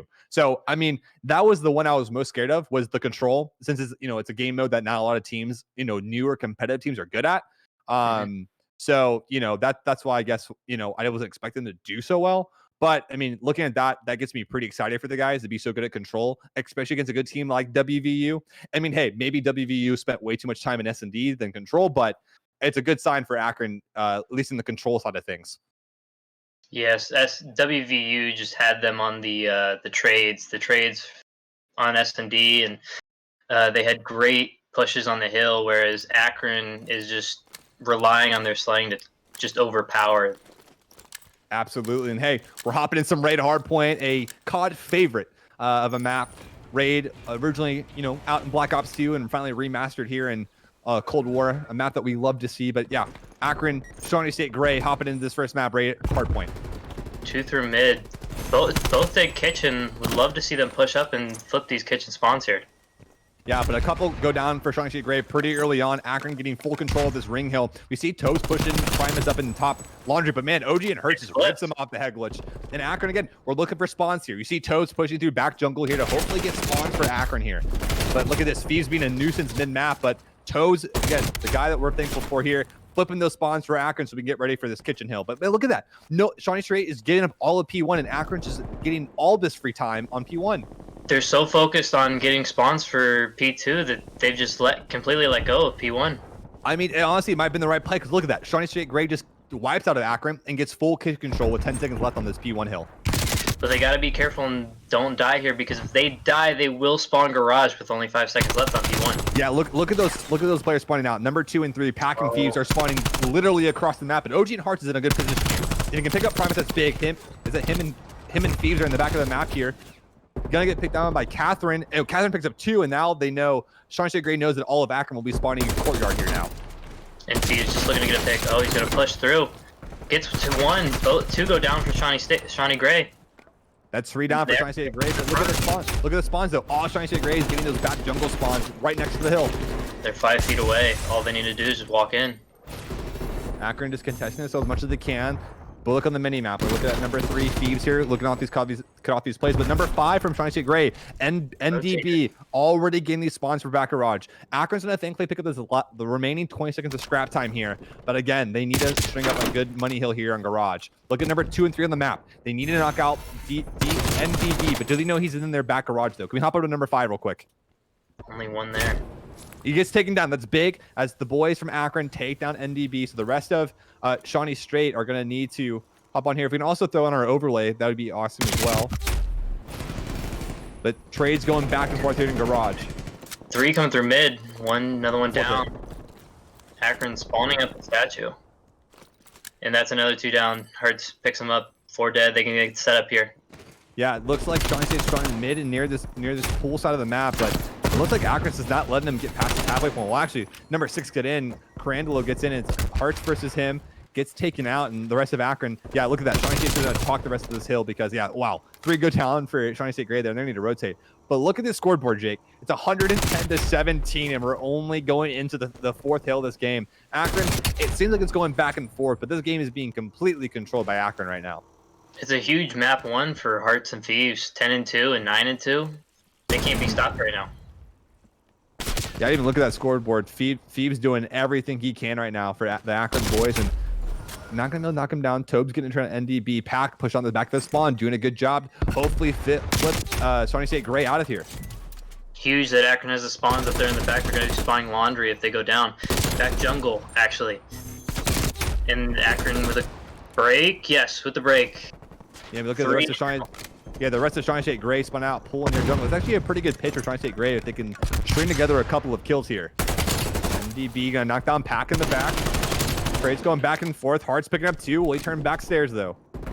That's huge, and Shawnee State still spawning under glass.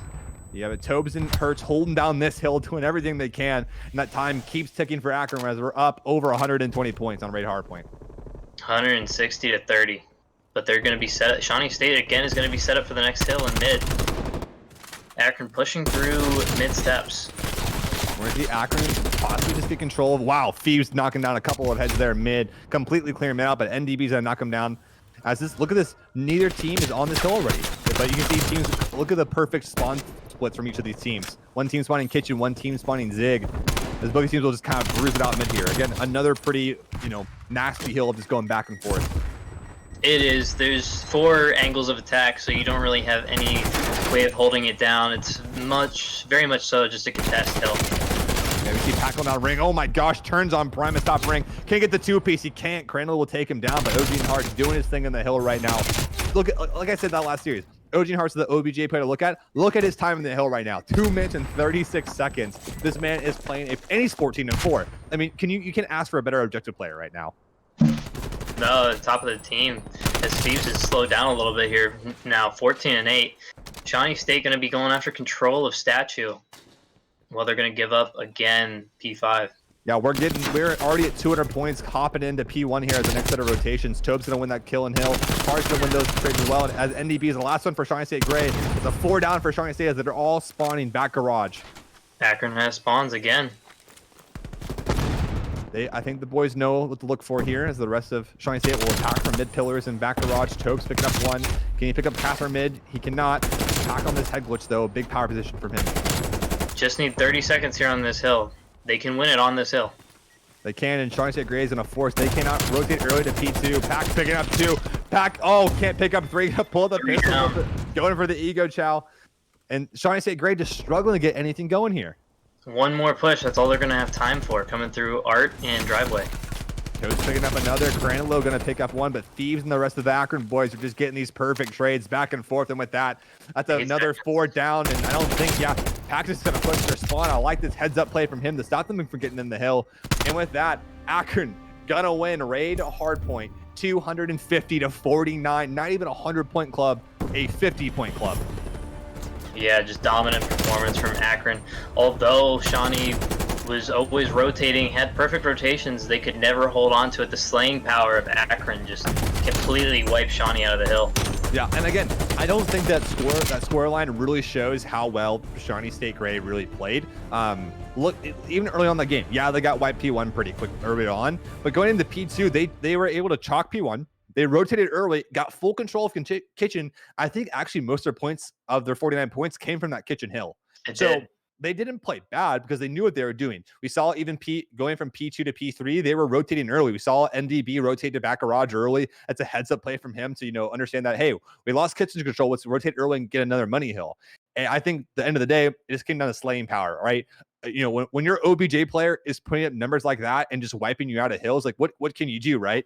So again, Shawnee State Gray is a good team. They're doing the right things. I just think it's just coming down to mechanics and like just the raw firepower from this Akron squad. Yeah, that was huge. That second hill was most of their time, and you just had Akron realizing that they were spawning behind and just contesting. Like if you can't get points, just make sure that the other team can't get points either. Yeah. Again, it was a back and forth match. I honestly like the scoreboard doesn't feel like it really shows like how back and forth it was maybe. Cause like, I mean, it wasn't that I think near the end there was becoming a little bit lights out there for Shawnee State. But I mean, early on there was a lot going back and forth there. Hey, S&D, I'm looking for Shawnee State to keep the pressure up. I don't expect them to let us roll over them by any means. No, and it was huge for that third hill. As you pointed out, DMB rotating back to take that garage, but he was the only one on his team and 3 Akron players push him. You're not going to, 9 times out of 10, you're not going to win that 3v1 situation. Yeah, not at all. And again, it's a tough one because, I think the idea was they're all going to rotate there, but since we were holding the backside of Kitchen on P2, they were still spawning jungle. So that kind of stopped them. NDB had to take the long track around ring to get there, but unfortunate, but Akron taking advantage of it for sure. Almost one way he could have played that is to just sit in a corner and wait for his team to get up there instead of sitting in the hill. That is true. Yeah, you could have played an off angle, maybe sat by a pool and waited for the rest of his team. Honestly, yeah. Yeah, see if you can pick up a kill because you're not going to win the 3v1 if you're sitting in hill. True indeed. Or S&D is next, where Akron's up 1-0 after a pretty dominating hard point. I don't know what the map is.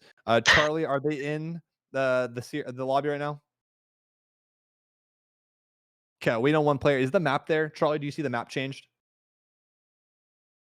Moscow, S&D again, Jake. Again, after watching that WVU game, I think there's also like a lot of matchup. I guess I haven't seen a team play so differently in a Moscow S&D. So, I mean, I don't know if I expect Shawnee State Gray to play super different. Hey, maybe they spent a lot of time in S&D and have this massive playbook ready to go. But if anything, just kind of looking at the Akron boys, they honestly just need to stick to their bread and butter and just keep it in that A bomb site. Yeah, just take the trades out and you should be able to get right in there because most teams only have 2, sometimes 3 on there. If they play unconventional just like WVU, Akron should be prepared for it as they just played against that. Yeah, I mean, I'd say it's kind of crazy. Yeah, we did just come off of Moscow S&D, so the boys should be pretty prepared for that map. But again, S&D, anything can happen, but I'm expecting a pretty solid win for the Akron boys after watching that hard point. Especially for Hearts. Going huge in hardpoint, and he's also an S&D star.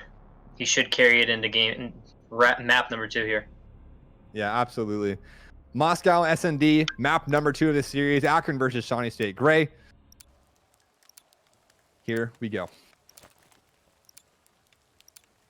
Shawnee State Gray going to start out here on offense. What will they do round 1? I'm expecting an A push, honestly. I mean, it is kind of just the bread and butter on this map, but hey, I mean, we could see a street push depending on like, hey, maybe they have more AR players or not totally for sure. But as soon as we see where this bomb's going, we'll hop on with the action, and it looks like it's going to be a B to mid push here, actually. It's going to be a B, yes. Yeah, we'll stay on board with Hearts here as he's going to be the one kind of making this mid push happen. Wow, look at this. A solid B push. Look at that. All of Akron going A, and not one person. Yeah, they should know. Yeah, look at that. Number 8, number 6, all turning. Yeah, Hearts also turns as well. I like this play. He doesn't shoot, and he's opposite run into the B bomb site here to stop this push, because with the sub, you really can't have anybody. Gonna knock down Cranlow. Good play from him. And the rest of Akron's is gonna swarm around the B bomb site. Another one for Hearts. Just pick up another. All left on to Catherine in the mid here. Gonna pick off Pack. Yeah, but a 1v3 and bomb down inside of the B bomb site. I mean, this is a tough hill to climb here, Jay. Yeah, there it is. Yeah, I like the heads up play from Akron. They immediately noticed that they fled A. There's nobody there, and they're just going to quickly turn their attention to the B bomb site, and Hearts going to lock the site down for them. Yeah, if you don't see anybody sitting on that fountain stairs, you know automatically there's something up. They're either mid or they're B. Mm-hmm. Get that information. Yeah, COD's not a hard game to really play. There's only, most competitive COD maps are 3-laned, meaning that there's like three like, I guess you would call them sections to the map, like lanes or, kind of areas you can run through. I always tell the guys, if they're not at one of them, then like, just using like, what's the, like in like a math quiz or whatever, like, one's not right, it has to be the other two, right? It's pretty awful analogy. It's pretty cringe, but like this is the truth, right? I don't think a lot of people really like use that reasoning when they play S&D. Yeah, no, you're exactly right. If you get up that far. Look at this swing from Phoebes, picking up one. Can he get the third? Oh! Their spawn and one up play from him. Starting out 4-0. If you're an Akron fan, it's what you like to see. Again, Phoebes, the guy that we highlighted early on in this, and out of these two games as one of our better mechanical players. And man, is he showing up right now with a nasty 3-piece on Shiny State Gray. And again, Crazy Catherine left in a 1v2. Another uphill climb for her. I think Hearts is going to notice it and rip her off. A good 2-0 start for Akron here on S&D. Yeah, you had Fuse push through their base lobby, so he has the information that there's nobody else left. So you just got to turn around and watch your spawn. But on that round 1, Shawnee State, if you're going to try it, the best time to push that other bomb site is round 1. Push that B bomb. Yeah, that's for sure. Interesting class up there from NDB. I've never seen a 3x ACOG on the Krieg before, but hey, I'm not hating it. I mean, maybe it works. No, he must be looking to try and pick off a player at Alley. That is true, yeah, but look at this Akron team. All 4 flooding the A-bomb side. This is about to be a pretty messy one here on the A-bomb side. He's getting up close and personal. Can't get the trade. Off. But OGN gets one. It's a 3-on-3 here at the A-bomb site. A nice nade from Catherine to knock down Feed, take him off his 4-kill streak. OGN Hearts rips off the head of Crandall. You're gonna run back. It's a 2v2. OGN Hearts and Pack versus NDB and Catherine. Bomb is not going down. Akron needs to play a little bit slower here. She does spot out NDB. And just the name of the game here is not get picked. Oh, well, Pack just didn't listen to me there and does get picked. OGN Hearts will stay on board with him and it's in the 2v1. Oh no, wasn't able to pick up that kill. He's going to be hunted now by Crazy Catherine. Yeah, Hearts couldn't get that kill on NDB as he crosses over to the bomb site, but they're going to get bombed down, and that's all up to Hertz. 35 seconds on this bomb plant. Has to kill and defuse. He needs 7.5 seconds left on the clock to defuse that bomb. He's going to go for the headshots. He does. 1v1. OG and Hertz versus Catherine. Can he win this out? He has 30 seconds here. Catherine just holding back stairs right there with an AR. OG's got to check his corners. Does he notice? He does. He spots her out. Can he get the 1v1? Catherine stays alive, though. Is tagged up. Does get the kill, and OG and Hearts picks up the 2v1 and is able to get the bomb defuse and win the 3rd round for Akron. Do you see this from Hearts? He's 7-0. I mean, you called him as the SMD star, Jake, and I know you know these guys better than me, and man, do you really? Because Hearts is the guy you mentioned, and 7-0. Not only did he pop off in that raid hard point, he's popping off in this Moscow SMD. Yeah, he's on a heater right now. Can't be stopped. Just looking to get picks here and then runs away with his life. Absolutely. 3-0 is the score for Akron. Hopping into another offensive round for the boys. Pack starting off 0-3 here, looking for him to turn it around. Looks like we're gonna have another A push here. We see Pack from Akron gonna be pushing towards that B window, but it was not them as all the action is gonna be going down over here to this A bomb site. Prime is looking on that head glitch. We can hop on board with Phoebes. Yeah, one of our cracked out sub players here. Looking to get a pick. He's going to pre in the corner. I like that play. Tobes and Phoebes is pushing out really hard. Now they know that Primus is in the back. You should see both those guys push him out. Actually, no, Tobes is the bomb down. Wow, look at Phoebes. No mercy at all. Pushing out. Going to pull the sidearm and whip off Primus. Catherine does get a pick on Pack, though, but the trade does come out quickly. And what a quick round from Akron. Hold down. Primus really needed to pick up Phoebes when he pushed into that corner. Right, you'll see it here. If he gets that kill, then NDB doesn't go down. That's huge for Akron. Huge for Phoebes. Yeah, Phoebes is playing extremely fast-paced, and I just don't know if Strong State Gray can keep up with him. No, he's a slayer. 4-0 is the score line. 2 more to take away this Moscow S&D. Look at the score. Look at the score line. OG and Hearts 8-0. Tobes 2-2. Pack struggling a little bit, but hey, we're winning. That's all that matters. And Phoebes 6-1. Phoebes and OGN kind of carrying this team on their back right now. as Shawnee State Gray is looking to hopefully pick up their first round here as they looking to push this A bomb side again. Yeah, right now he doesn't need anything. It's all hearts and thieves. All the good pre-nades coming out from Shawnee State Gray here. Doesn't finish the kill. Wow, he hit 2 lined up, but Tobe's gonna clean that up and get 2. Can he get the 3rd? Tobe picks up 3. What a play from him. We see Thieves push the side bricks here, get almost all of them leaked, just doesn't finish them, and just Tobes comes in for the cleanup and picks up 3 real quickly. Yeah, I'm surprised. Nobody from Shawnee checking that brick side. Very popular way to go if you got a sub. Just wasn't expecting on defense for Akron to push up that far.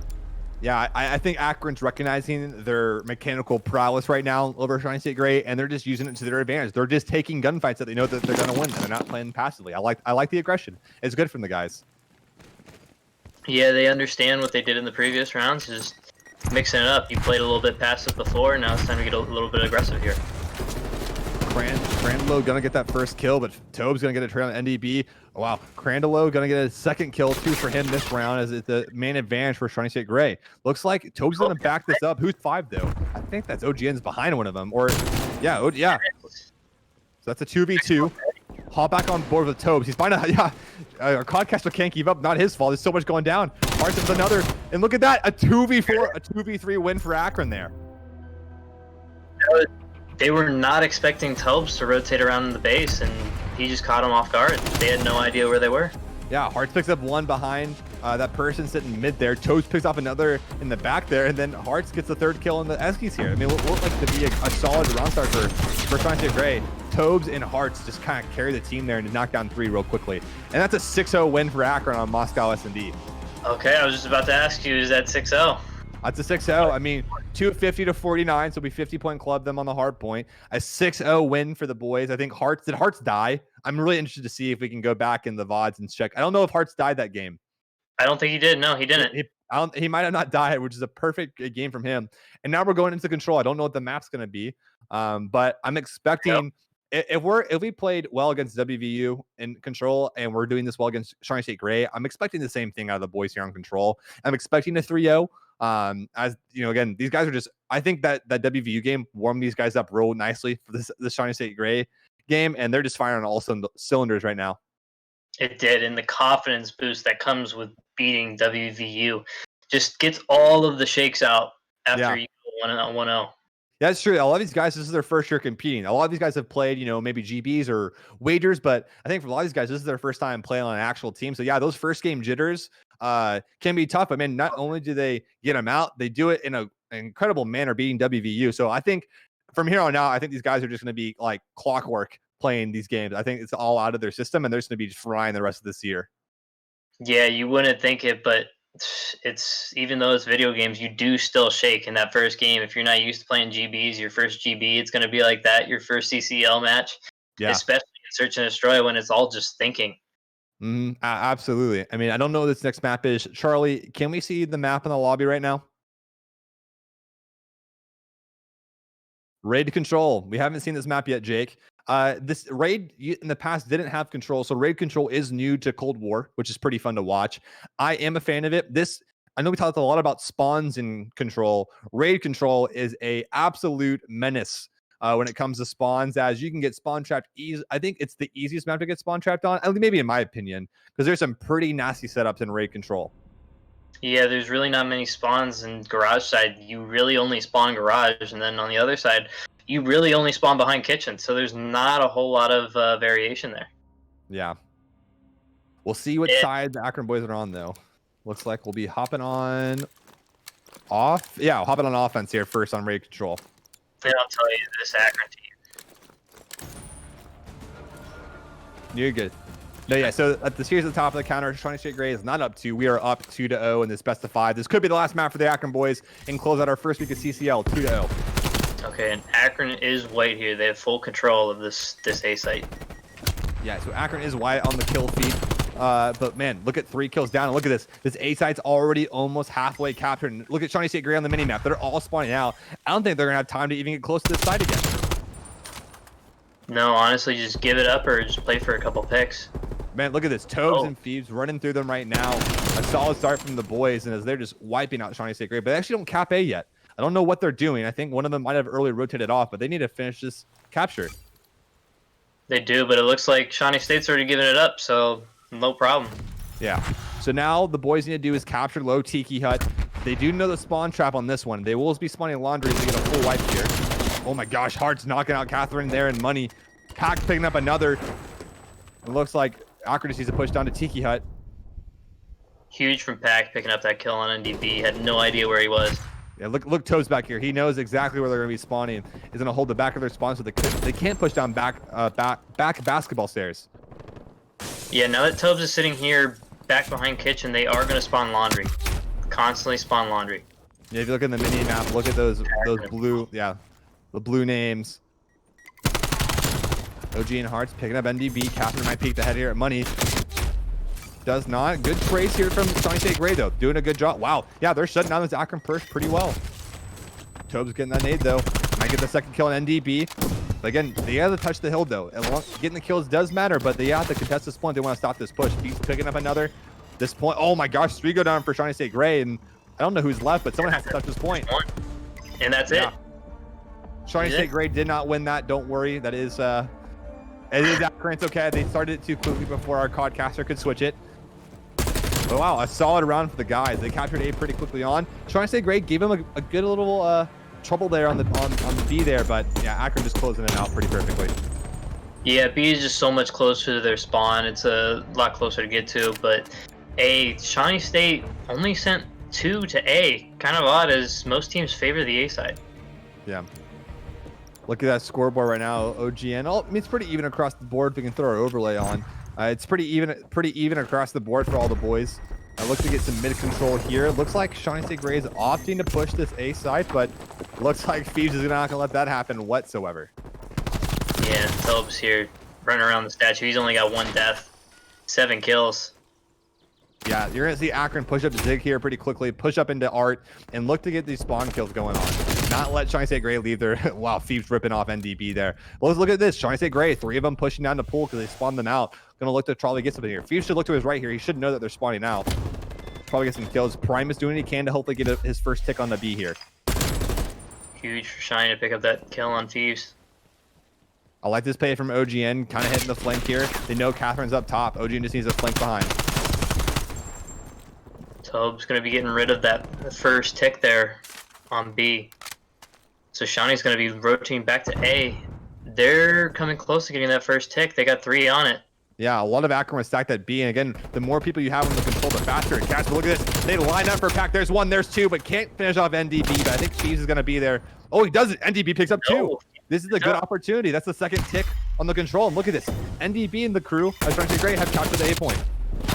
They have captured the point, but they are down on respawns by 10. 21 to 10 now. That is true. Only 10 lives remaining for the Shawnee State Gray guys. But, you know, they could just string together 4 here and capture this B point. But look at the kill feed. Akron is set up. They know exactly where they're spawning. You know, we have, it's OGN and Pack both sitting near here pooled, not letting them get anywhere close to this B control point. Yeah, at this point, it really is do or die for that objective. You're not going to win here on lives in the TDM. At the minute 30 left, they have the time, but I don't think they have the kills. Up by 5. We have 5 times the amount of respawn remaining for the boys. And Shawnee State Gray struggling to get out of their spawn right now. Yeah, as NDB, he was the last one, gets picked off in kitchen. They're all going to be back in garage, pushing up this pool side. Oh my god, OGN picks up 3. Oh, we couldn't see that. Oh my gosh, he's... No respawns remaining for Shawnee State. It is do or die. Yeah. Looks like they're pushing the middle of the map here. There's 1. 3 left. Tobe's going to find another. All down to Catherine and Cranadolo. I don't want to say that name. He's all the way in the back. Is he going to go on to the point? A 1v50, basically, with a lot of lives left. And yeah, Akron going to pick up round number 2. 1 more to take the series 3-0. 2-0 going to be switching over here to offense. Tobe's just huge right now. Look at he's his on the hill. hearts. Oh my goodness. What a beautiful 3K from him there. Very aggro. Yeah, Tobe's at the 14-3 now. 11 kills on the objective. 11. Yeah. They can't go off of it. No, they really can't. It looks like And again, Akron's gonna too. Akron's gonna opt to just push this A side really quickly. It's one they like to favor a lot. If he's getting that first blood, and again, if Shawnee State Gray doesn't touch this point, they're gonna cap this pretty quickly. This ticker goes a lot faster than you think if you're not contesting it, especially when you have the whole team stacked on top of it. Ooh, Yeah. OG and Hard's ripping Catherine off the head. Can he rip off Primus though? That's the question. He cannot. But it looks like the rest of the Akron boys are gonna go finish him up in that corner. Pack gonna push him up. Pack can't pick up the other, but Tobes and Fee's gonna rip off the rest of them. This should be a free cap on A. And look at this. Fees is already gonna go ahead and push this because he knows where he's spawning down in basketball courts. Yeah. Oh my goodness. A bloodbath. Another 3 goes down. They're all spawning. They know the spawn trap. They know that they're all spawning. The trophy system saves their lives from that nade from Thieves. And they're just gonna spawn trap them here back jungle. Yeah, they're stuck in basketball court. Another 3 go down. They should be spawning top laundry. They are. And they know the spawns. They're gonna know it. If we hop on board with number 2 and number 3 over on our team, the guys are just gonna spawn trap them right here. Yep, They stay on can board get with Pack. close Stay to on the board with Pack. They got 2 on the point. Oh, One more tick remaining. They might not get there in time. They actually might not get there in time. And they don't. Oh, you got contest last second. Crandall gets one. Another one. Oh, Akron does it. They get the kill and they close it out in 3. That last offense from Akron was absolutely pitch perfect and an absolute bloodbath for the Shawnee State Gray members. Yeah, if you got guys in kitchen there and players on the hill, there's only one place they can be spawning is laundry, and they don't have enough time to rotate through middle. So the only way to go is back kitchen.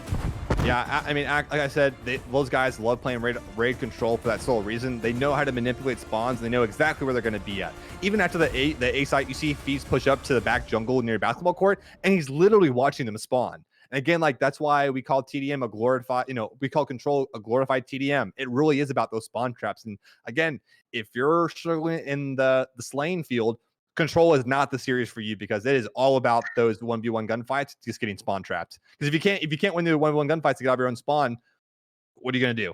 Yeah, you're stuck. And man, the Zips, they love that raid map, not just for control. They love it in S&D and Hardpoint as well. It's just we've known it for years. We've known it ever since Black Ops 2. It was also in Black Ops 3, I believe.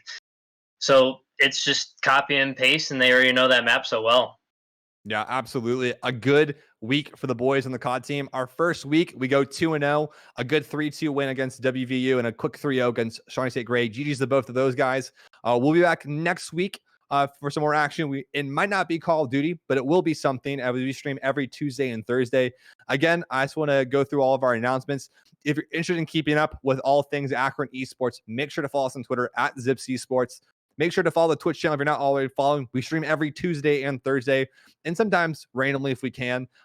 We have a lot of esports action, not just Call of Duty, as we have, I think, League of Legends coming up on Thursday. And so if you're also a UAkron student watching this, make sure to join our Discord at uakron.edu/Discord. You can join our gaming club and get involved with everything we do here. All the information is linked in the bio and the panels below.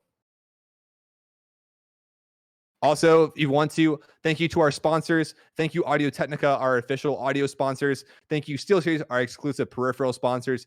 Archon, our official jersey sponsor. Gravity Gaming, our official PC sponsor. And Cleveland Clinic, our official sports health sponsors. Without these guys, we aren't possible. So thank you guys for the continued support of Zips Esports.